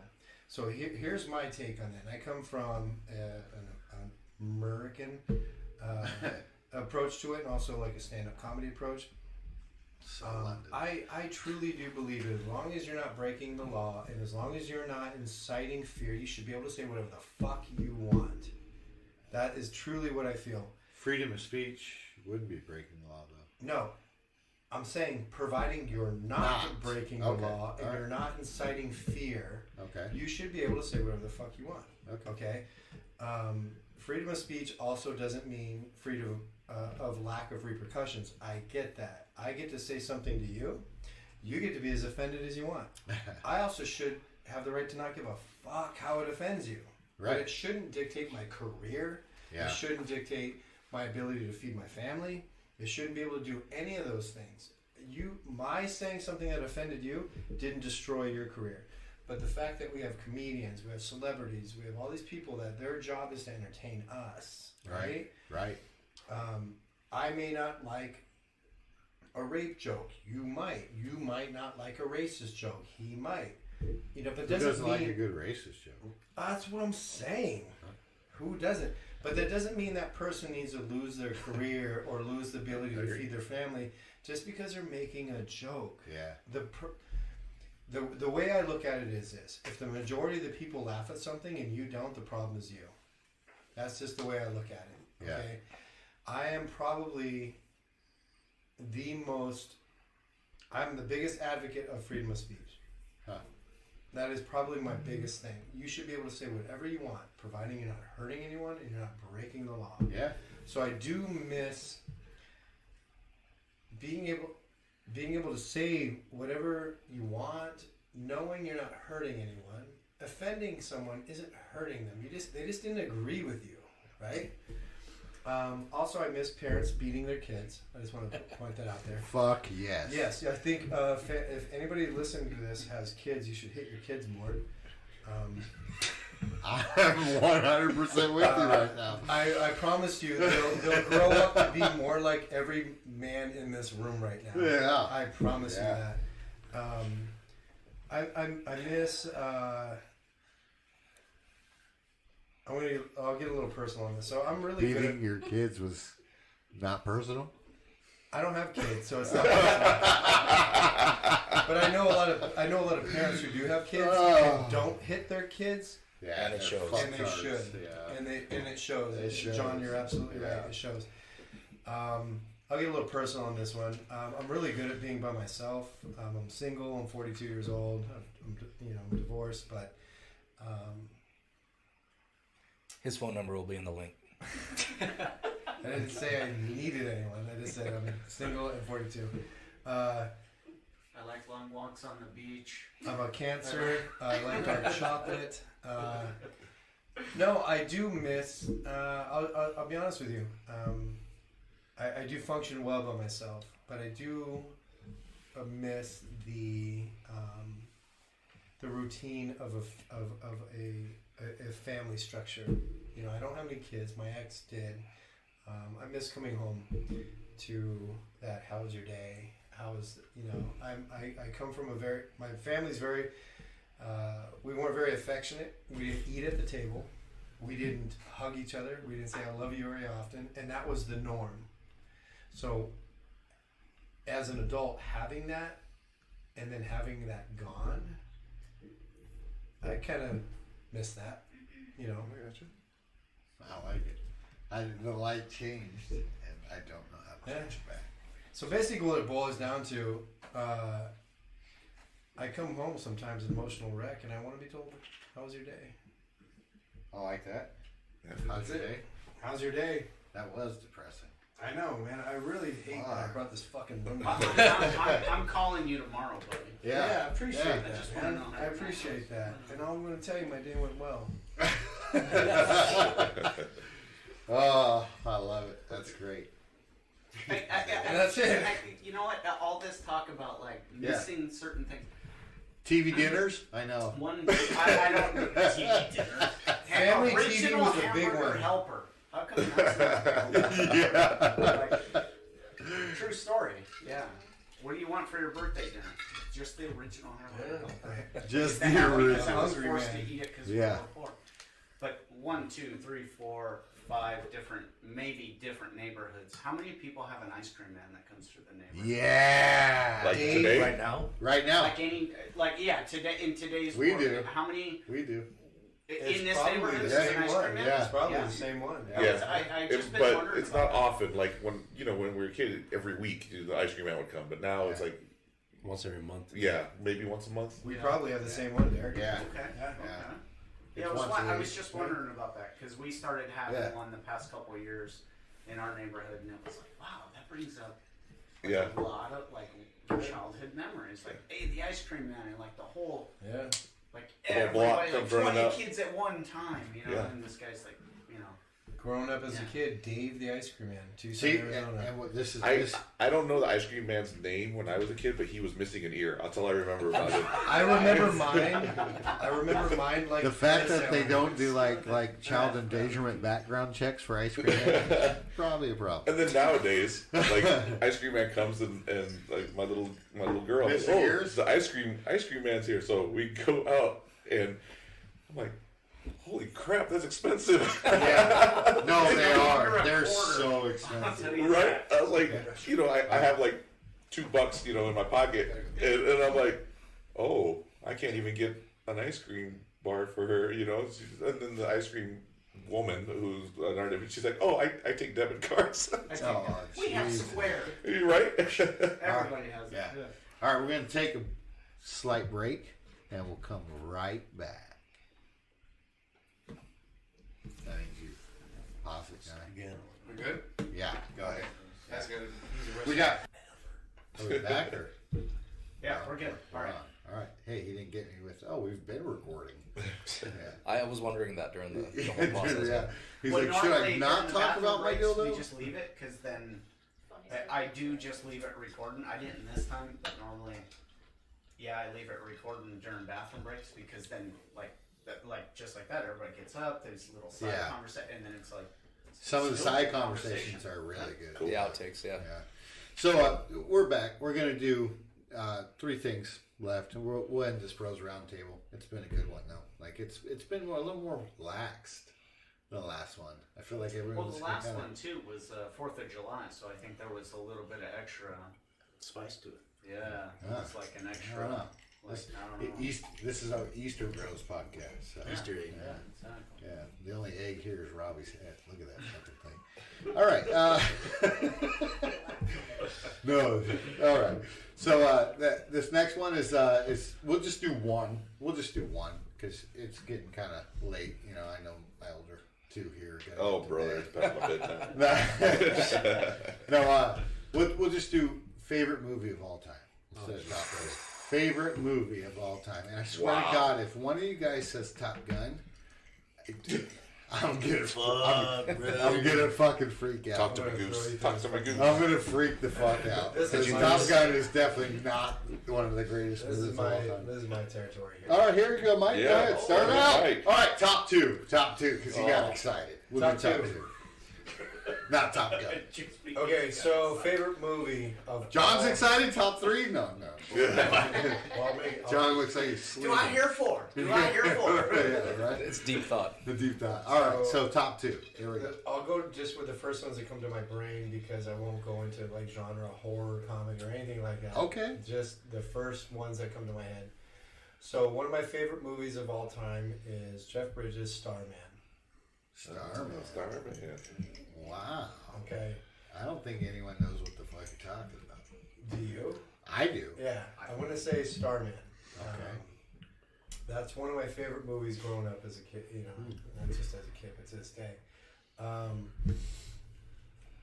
So, with that said, you said 2. So I'm gonna say, God, this one's a tough one. Mrs. Doubtfire, right? I knew I it. was gonna say The Color Purple. Kunta Kinte. Yeah. Roots. No, I'm gonna say, shit. Well, okay, Starman number is on that list. I could do this all night, but I'm gonna say.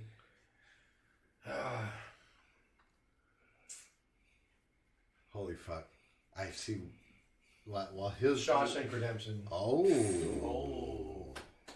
While your wheels were turning, I saw John's turning, and I'm already bothered. Like by this. I could sit here all night and just give you reasons why. Shawshank Redemption. is Shawshank great. Redemption and Starman with Jeff It took a Bridges. man 23 years to get out of this here prison. Sorry, that was probably the worst Morgan Freeman ever. Yeah. It's not though. You do a good one. You really do. Like if blackface wasn't such a taboo thing, Blackface wasn't such a taboo. I mean, who says it is? Really? Yeah. Anyways, So that's those good are my shout, two. Shane. Those are my two. That's good. Andy. Andy Dufresne. Andy Dufresne. All right, John, go ahead, bud. As far as pure movie goes, Yeah, this is what I'm telling you. The fucking The Phantom Menace. actually, it's Okay, go ahead. has John. nothing to Go do with ahead, Star go. Wars. You're good. What? Whoa. Whoa. I'm gonna say 7. Wow. Solid. Cheers to Yeah. that. That As is far a as good a fucking pure movie. movie, that's got everything. Okay. Detective. What's another one? 7. The Phantom Menace. What's in the box? Now the best part is Kevin Spacey, detective. When he walks into the Yeah, with no fingerprints and shit. detective. Detective, He yeah. kept trying to get his attention. Dude, you're kind of Kevin Spacey, you too. Yeah. God damn, I'm a you've bald got white British to guy. I Kevin literally look Spacey. like every bald Everybody. white guy. Yeah, have you seen the movie Hitman? Yes. Yeah. I dressed up as the hitman for Halloween once. Okay, moving on. Barcode, everything. Barcode. I'm probably gonna catch shit for this, All right. but A League of Their Own. Why would you? Right. Why would you Oh. get shit for that? Because like it's a female baseball movie Marla for not hoosh. So for never playing baseball or even like watching baseball movies for some reason are very like intriguing to me. I love most baseball There's no movies. crying in baseball. Yeah, that's No, Tom Hanks in that movie is incredible. Yeah. Tom Hanks in that movie is incredible. That's true. Well, yeah, no, it's good. It's good. Jay? That's my 2.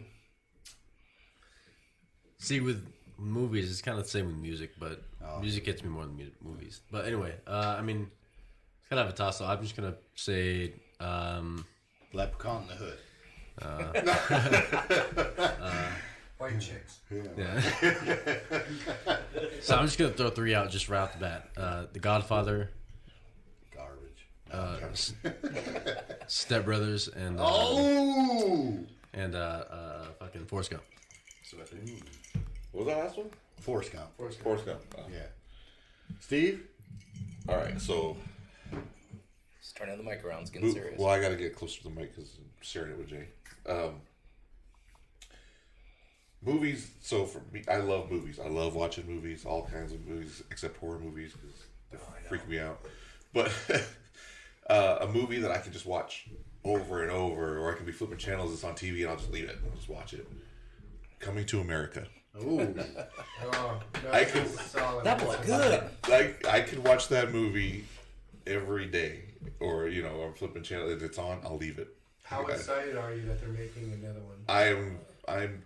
Oh, That's the thing. I'm Worried, kind yeah. of excited, kind of worried. Excited because cool, I get to see these characters again, but honest- worried because it's like you can't. How can much you are they top going it? to castrate How- Eddie Murphy That's a though? good answer. Yeah. That's a Well, good answer. and that's the thing is Eddie Murphy got that $75 million deal from Netflix to do a 2 comedy special thing, and so I think part of that kind of sprung Eddie Murphy to think about maybe do Come to America too. So, Coming to America is definitely one of them that I could watch. Well, Raw is one of my favorite. Like, best stand-ups in the entire time, yeah. one of the best. Yeah. Shit. So Nothing Coming to but America, ultra perm. Coming to America, or- Coming to America, and Let your soul. Sexual chocolate. Yeah. Sexual chocolate. Right. I try to only watch this movie once a year. I try, The but Notebook. I have to watch it The Notebook. more. I knew more it's The time. Notebook. It is you not. softy. No. Oh. P.S. I love you. It is. Hey, that's not funny, bro. Yeah. Dude, you can't just blurt out my answer. No, it's Die Hard.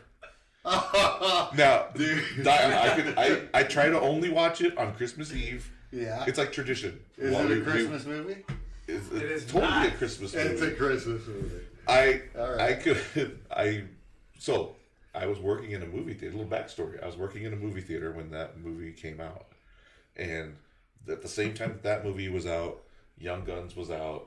I think Roger Rabbit. Young Guns. So we would. Holy shit. I would have it timed for certain parts of the movie, Tombstone. so I knew I'd pop in, watch that little scene from the movie, pop out, go into Young Guns, watch that scene from the movie, and so that Die Hard was always like one of those that I loved to watch, and then it became a Christmas tradition. Christmas Eve, we'd watch Die Hard while wrapping presents and getting ready for Christmas Day. But yeah, Coming to America, Die Hard, my two answers. I like it. Yippee-ki-yay, All right, on to the next one because you can't top those. I think Yeah, those are good. because I'm the only person left, and I can top that. Yeah. Oh, all right. Yeah, All right. because I'm the only person left that I can top that. This was hard for me because you got movies like Braveheart. You know, you have movies like Short Circuit. Ooh, Short Circuit was Johnny how Five. dare you? Short Circuit was such a fucking good movie, right? Yes. And then for me, it's like, okay, then once you really start diving into movies and film and everything, like there's so many different kind of movies. It just makes it hard. You got The Goonies. Like, how do you not pick The Goonies as one of the greatest movies of all time, right? But if I had to pick two, if I had to fucking absolutely pick two to watch for the rest of my life, Sandlot would be number two. The Sandlot, right? And then I'm going to top any movie that anybody here has said right now, right here. Plane, Trains, and Automobiles. Plane, Trains, and Automobiles is one of the greatest fucking movies of all time. And it is the slapstick fucking humor and like the idiocracy of the movie in general. But it is just, dude, Steve Martin, Yeah. John Candy. Yeah. Solid. Still old. Solid It's right there. fucking that movie. Like, you better feed that to your fucking kids because that kind of comedy is dying. True. You know what I'm saying? And Well, that I was, think it's like, and again, shameless plug, but that kind of comedy is what Yeah. was my passion behind the commercial we just did. absolutely. The slapstick stupid comedy when he looks over and John Candy's the devil, right? Yeah. Like, it's just so stupid. It's great. I got an idea. Yeah. Next time you tell a story, have a point. It's like Makes it that much more interesting but like for the and listener. that movie, like there's so many like it, but that movie was amazing. It was like just two guys Yeah. that really fucking set that movie off, you know. Humor, emotion, and Yeah. point. Yeah, Like, and and like when you think about other movies, and you know, I had so many nominees in my head when I wrote this down earlier today, like Grumpy Old Men. That movie is another fucking movie where it's Documentary about John Lewis. I love your Short Circuit reference. Yeah, I'm telling. There's so many fucking movies, and it's hard. Like, you know, as dumb as this sounds, but I'm sorry. The Last Samurai with Tom Cruise is a good fucking movie. Is it a good movie, John? It's amazing. You right? Yeah. Like, dude, That was my nominee the other night for Netflix night with Was the it? family, and I got shut down. Is it on Netflix? Dude. Because it's like It's on 3 Netflix? hours. Right? Yeah. The Last But then- Samurai is a but- white American. I know what I'm doing. But if I had like Yeah, if exactly. I had like a top 5, top 10, like another movie that freaks me the fuck out that I can't believe I didn't put as my number one is Gangs of New York. Oh, And people are like, dude, if you really listen to the dialect of that movie, like there's some shit in that movie. He's like, he beats the fuck out of that Irishman, right? And he's like, burn his ashes or burn his body, see if his ashes turn green. You know, like the butcher was a fucking Well, thug. to me, somewhat off. Fight Club? Daniel Day-Lewis is the greatest actor. Yeah. Oh, yeah. Oh no, he's not the greatest, but he's great. I think he's one of the, if not Oh, the he's greatest amazing. actor. Like the guy films a movie once every 2 years. Have you seen Interstellar? I have. That's, Great movie. That's what I'm saying. There's so many fucking different. Like, how can you go against the Terminator 2? You Like, can't. You can't. there's so many good movies, dude. But I think Plane, Trains, Automobiles is That goes back to seeing something you can't see today. yeah, true. They can't make a movie like that today and it be okay. Okay. To make a movie like Oh, that. It's not yeah. okay anymore. No, I think That's so. why it's Yeah. so great. That's another holiday. Dude, movie. remember- That's a Thanksgiving movie. Yeah, Oh, it is. Thanksgiving. It and then is. Die Hard on Christmas. Yeah, We're yeah. set, people. We're set. Yeah. Your next podcast, you need to ask top 3 horror movies Horror movies? We can do it right now. or top 1. You guys gotta go? I'm out. Oh, you got it? No, I'm out on that. I'm in. Topic. Ashley doesn't watch them. I don't watch horror movies. I'll tell you one. Are Showgirls. we talking Showgirl. horror? I'll tell you. Hey, I'll, best jacuzzi scene ever. Horror. Horror movies. Yeah. oh, best jacuzzi scene with Austin Powers. A lot of vagina. And a lot of it. No movies off limits to me. I love horror movies. Yeah. That's a hard one. One recent one that fucked me up. Paranormal shit will always fuck me up the most out of anything else. Hereditary. Has a That girl was really crawling good. on the ceiling, Never banging saw her it. head against the fucking ceiling, like bang, bang, bang, bang. Never seen it. But Haunting of Hill House on Netflix is amazing. I truly do believe. I mean, there's a lot in contention with this one, but in terms of overall originality, We're done. We got two things. originality was. I have a ton, like I said, in contention, but to me, the most original horror movie I've seen in such a long time was Saw 1. One? The first one, Saw. That one had. Exorcist is still. Like, Well, yeah, the- those yeah. are like ones that just trump everything, you know. Yeah. But if you're talking about, Yeah, Like, Saw te- is so psychological. yep, tell Like, me yeah. you knew the killer was in the movie the entire time, and you were looking at him. The music, the overall psychological. That's exactly. That What- and the what's the simplicity behind it. What's the Right. Saw where he picked the girl up and threw in the used needles? That's two. That's true. That That's that one fucked me up. Yes. Yeah. I didn't know. Yeah, Saw. I will agree with him. Saw 1 was a psychological Yeah. mind fuck. I like it. Hey, what other movie could keep you in one room for an hour and a half? You ready? Keep You your ready? attention You ready? the whole time. Are you ready? Castaway. At least he had a whole island. And the I friend. get where you're coming But from.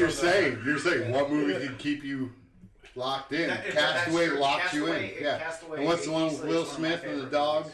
movies. Well, Legend. Castaway. I am Legend. I am Legend. I Am Legend. Castaway, Yeah. half of the movie, Oh, yeah. there was no dialogue. Like, he didn't say anything for like a Didn't need to. chunk You were of the sucked movie. in. Yeah. Yeah. No, I agree. Yeah. Calm down, Bear Grylls. Bald Bear Grylls. That's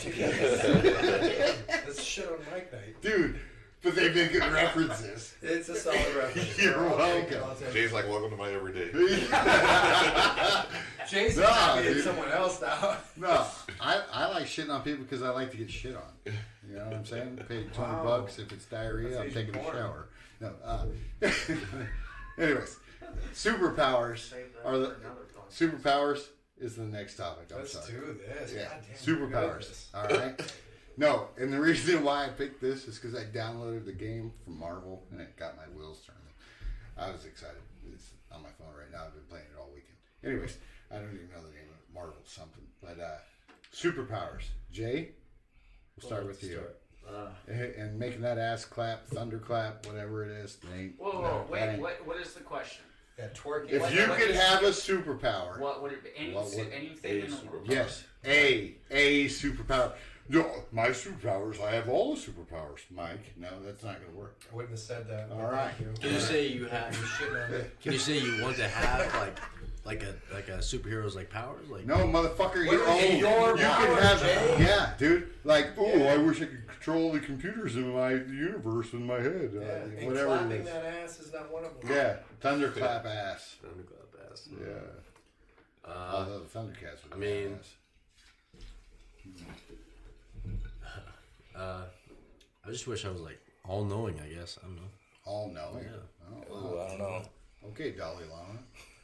All right. Kind of like Hey, all knowing. Can I ask you a question? kind of like Hey, can I ask you a question? Why do hot dogs buns come in packages of 6, but hot dogs come in packages of 8? you know. Very simple. This is Come on, why all I knowing, wish. tell us. Yeah. marketing. Yeah. It's marketing. Marketing. Let's hear your superpower now. How do you? What's that about, guy? Oh, All right, then. work in No. progress. It makes you buy more buns.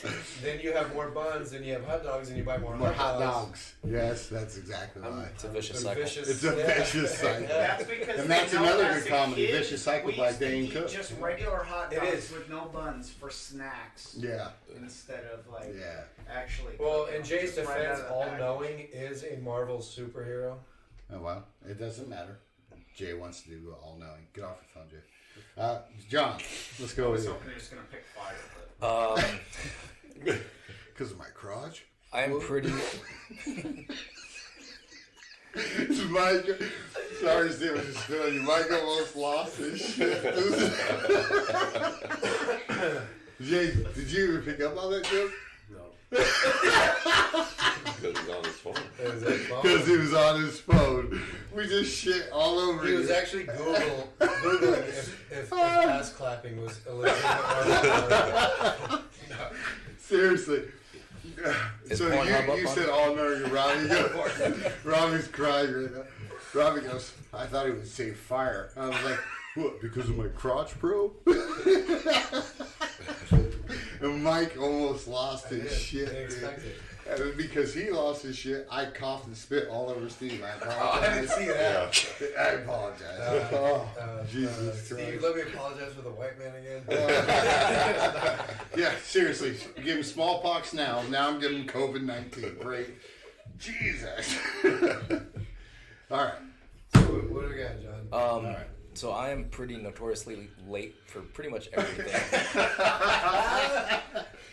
So, well, yeah, I mean, You run on black time? Hawaiian time. Why? Punctual is your superpower? Yeah, all right. Sort of, but like, if I could teleport and just leave when I would normally leave and then get there when I need to be, that would be my superpower. Only because I am late for everything. I'm so glad I got you in trouble, by the way, with the comment I left on IG about your time management. Oh my god. Oh, I'm sorry. I was just trying to be funny. I didn't think I'd really get you in trouble. Well, again, yeah, I'm late for everything, and Teleportation. Yeah. Steve? Ooh. You're forcing me to rethink mine. Because that's what he's gonna do. Oh, I got. Hawaiian time is a real thing. Oh, Jesus Christ. Yeah, they're 8 hours behind everybody else. Right? No joke, I would always, whenever we had a certain call time's 4 p.m. John, call time's 3 o'clock. Okay. 4:30, 5 o'clock, John shows up. Jeez. I said call time was 3 o'clock. Yeah. Never on time. Never. Wow. All right, so. Dude, aren't you like part like Asian? Something? Anything? Like you don't have any of that like discipline from an Asian? Asians can't be late. No. Why do they score so high on trains their take over at SATs? certain times, so Oh. I have no control over that. SAT score. Because it made you laugh. You dumb fuck. Who looks stupid now? Jay, are you rethinking your answers? No. All knowing is good, Jay. Don't let it It's fuck with you. perfect. Yeah. So John would teleport Steve. That's Would help John get to places on time. so I'd like to fly so I could fly John to Places on places time. on time. If I could teleport, I'd be there before you. Wow. You know, I always thought it was cool when Superman could shoot lasers out of his eyes. I mean, I can't think of something that's like a superpower that would be like useful. Well, that would be useful. You know, yeah, I could weld with my eyes, right? Like I'm gonna be. Weld with that? No, you know, Eat up some old woman's porridge. that is. Yeah, man. Steve's like, I can't think of anything. So my superpower would be able to find the clip for any woman. No, sorry. It's a clip.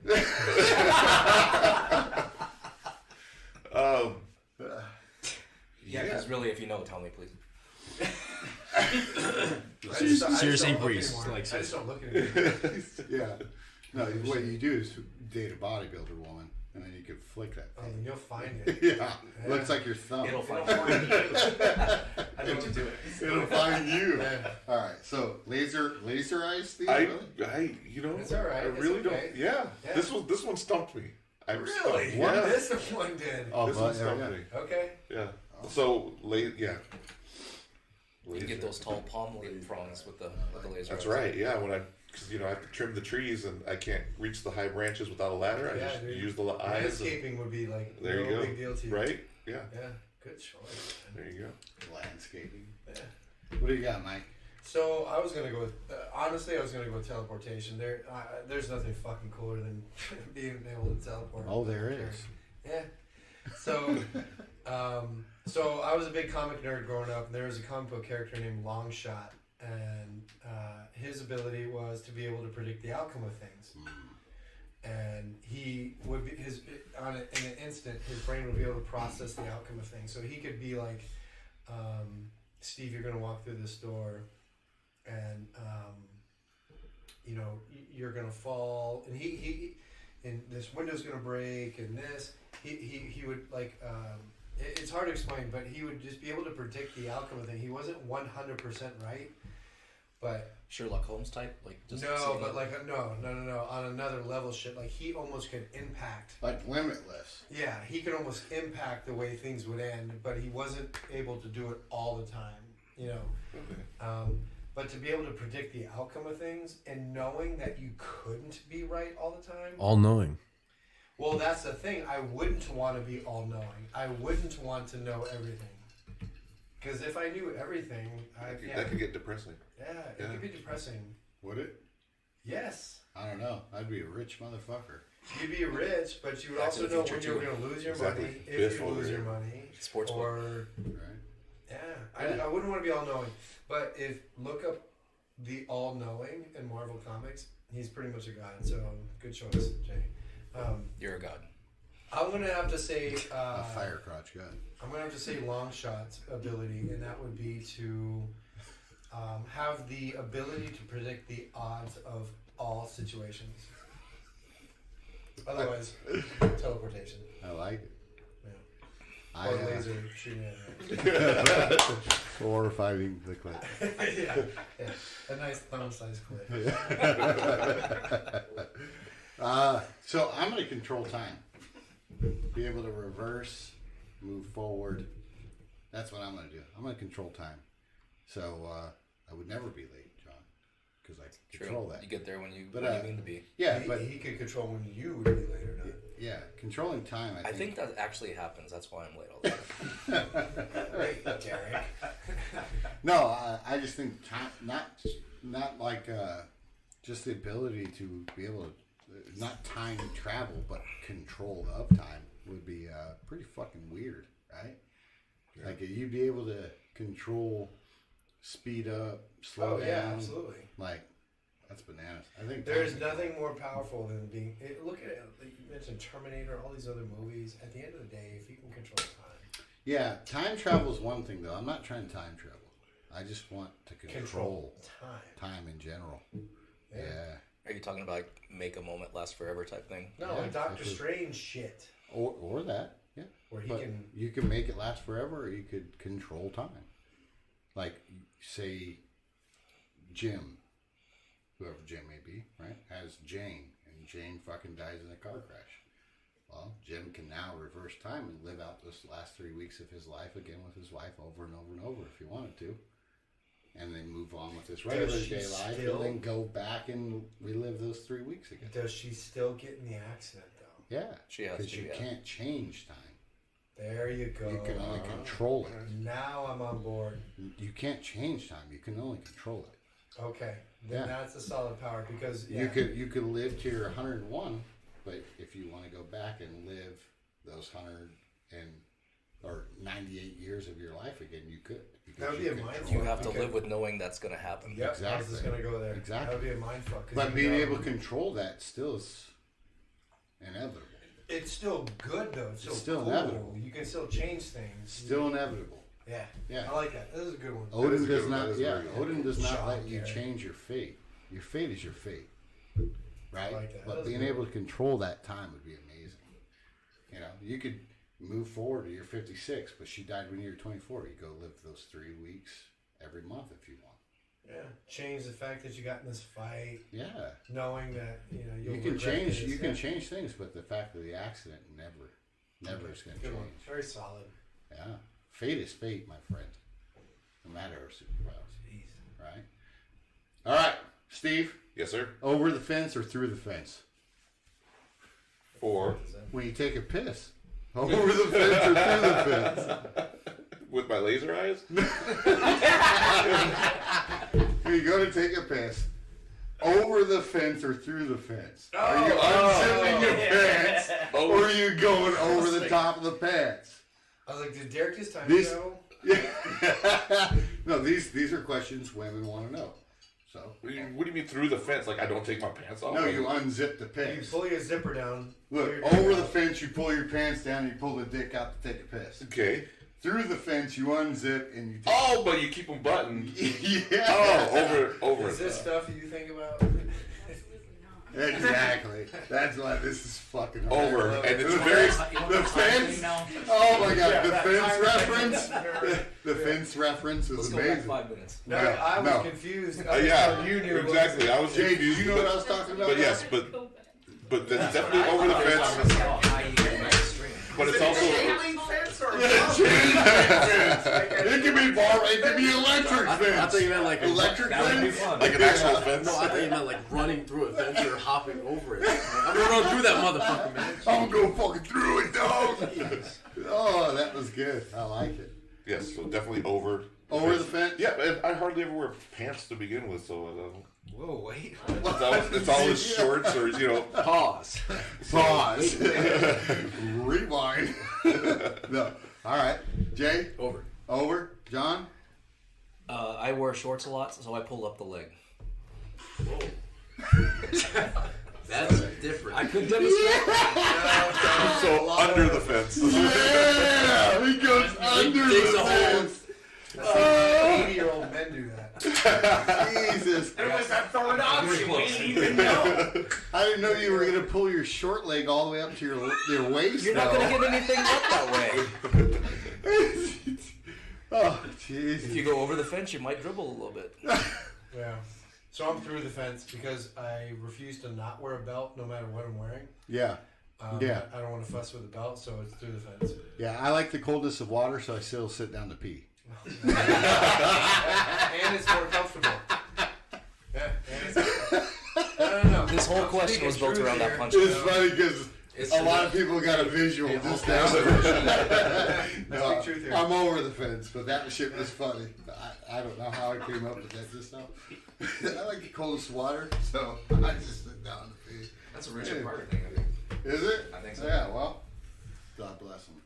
All right, just an overview, man. All right, what was your favorite part of the podcast? And that's that. Whoever wants to go first. I'll go first. Yeah. Just because it's my first time doing this with you guys. Yeah. I'd like to be the first to speak and show some gratitude and some appreciation. This is my first podcast I've ever done. Oh, okay. I'm sorry. Yeah. Don't be, because I had a blast with all of you. Even you, Jay. No, Jay, I fucking love that kid. No, I don't know a lot of people in Phoenix. I haven't lived here very long, and I was very fortunate enough to. Came from London. I didn't come from London. I was born in the United States, Eric. It just looks British. Yeah. Yeah. Seriously, Guy Ritchie's calling my cell phone right Yeah, now yeah. looking for you. I was very fortunate enough once they built this LA Fitness to meet you guys, pick your brains in terms of health and fitness and working out, and I get all my stuff from Steve, believe it or not. yeah, interesting. Don't believe it. So I appreciate you guys. I appreciate the invitation of being here. My favorite part of this whole entire podcast is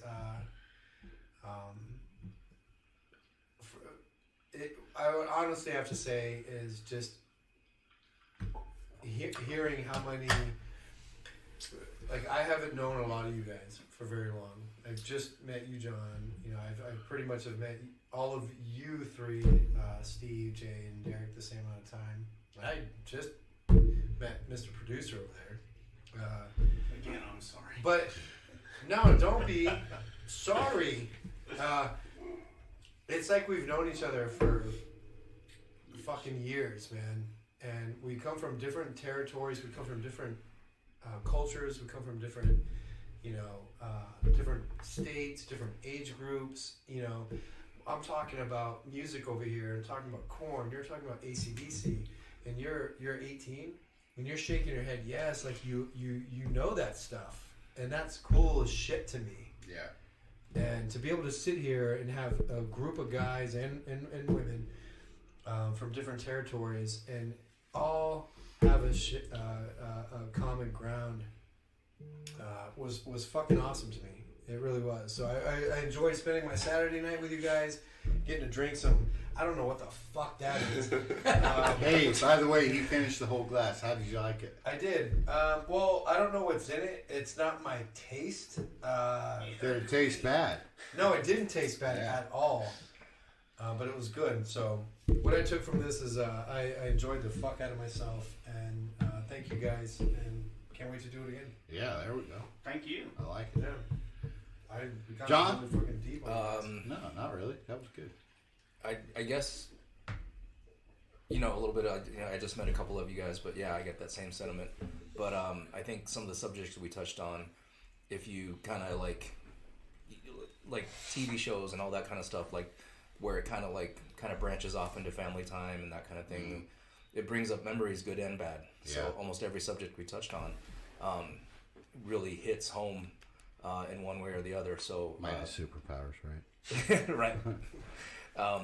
No, just and over the fence.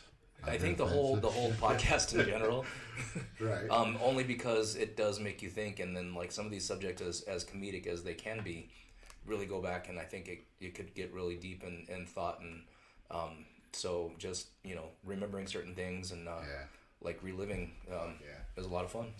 Yeah. We got Jay. I'm a little fucked up, to be honest. Yeah, Jay's fucked up. Have another glass of whiskey. That's how we like you to talk. Well, I mean, just to start, like, kind of follow up with what Mike's saying. Holy shit! I told you it was gonna come. Yeah. But no, like, I appreciate you guys accepting me. Like, I'm a millennial. I'm only 22, and you guys are adults and a lot older. I'm an adult too, but like you guys are older. I'm Dad Jim.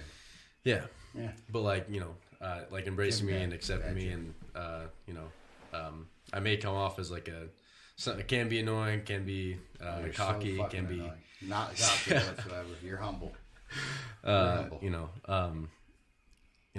I appreciate you guys because I don't have a lot of this, like, believe it or not, with like other people. So like this is like this is really fun for me, and like It's weird. It takes a quarantine to find out who's cool and not, right? Yeah. That's true. No, also, and what he was saying, as far as like the subjects and what we talked about, like it helps me get a better understanding of like what people think and stuff like that, and I love learning like new things and people's opinions. So that's another thing too. Just learning new stuff and all that. So, Steve, what do you got, man? Well, Hi, Mike. I liked having this group of people together because some of you I've known for years, some of you I've known for weeks, months, some months, some weeks. So it's kind of cool to, but I learned something new about each person with the questions, which is really cool because then you start to kind of like dive into a little bit more about what each of you are about, and how you think about things. As far as like specific questions, the music one really got me because then you kind of get to see how everyone has things that are similar and then things that are completely different, but yet it's just cool because you don't expect some of the answers you hear. So I liked that one the best as far as like the it's kind of how topics. it was with movies for me. Yeah. I agree. Yeah. That's hard. I think just for me, it's appreciative that you guys want to come back and do our first podcast of 2020. It's been a kind of a weird start to 2020. I'm glad we kicked it off with the Bros Roundtable, to be honest.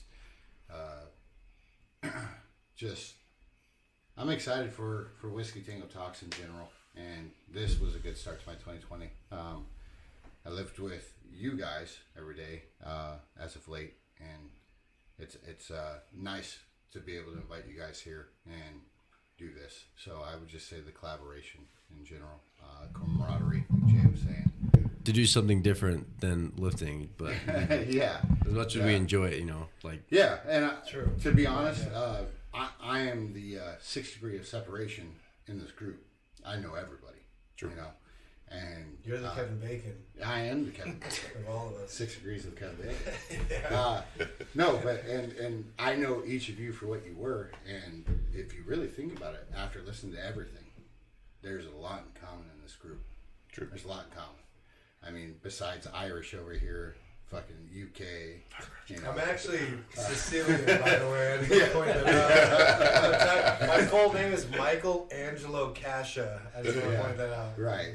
Yeah. Whatever, Ivan Pineski. No, but I think it's funny because, like, I mean, we all come from different walks of life, obviously. True. And it's just, I'm the key factor here. And the fact that I surround myself with people like you, and you guys agree to come on my podcast, have a good night. Steve, thanks for having a glass of whiskey. I know you don't drink, you know. Like, Thank you. Just that kind of shit, dude. Like, that's what I'm saying. Real people, real talk, real time, just having a good time. My favorite part of the podcast by far. So I appreciate you guys' time. Appreciate all you guys listening. Do us a favor. Go to YouTube, go to IG, like, subscribe, whatever it may be. Fucking start tagging your friends and some shit. Like, we have a good time. Our content's decent. You know what our attitude is. Whiskey Tango Talks. Like, subscribe. Thanks. Have a good night.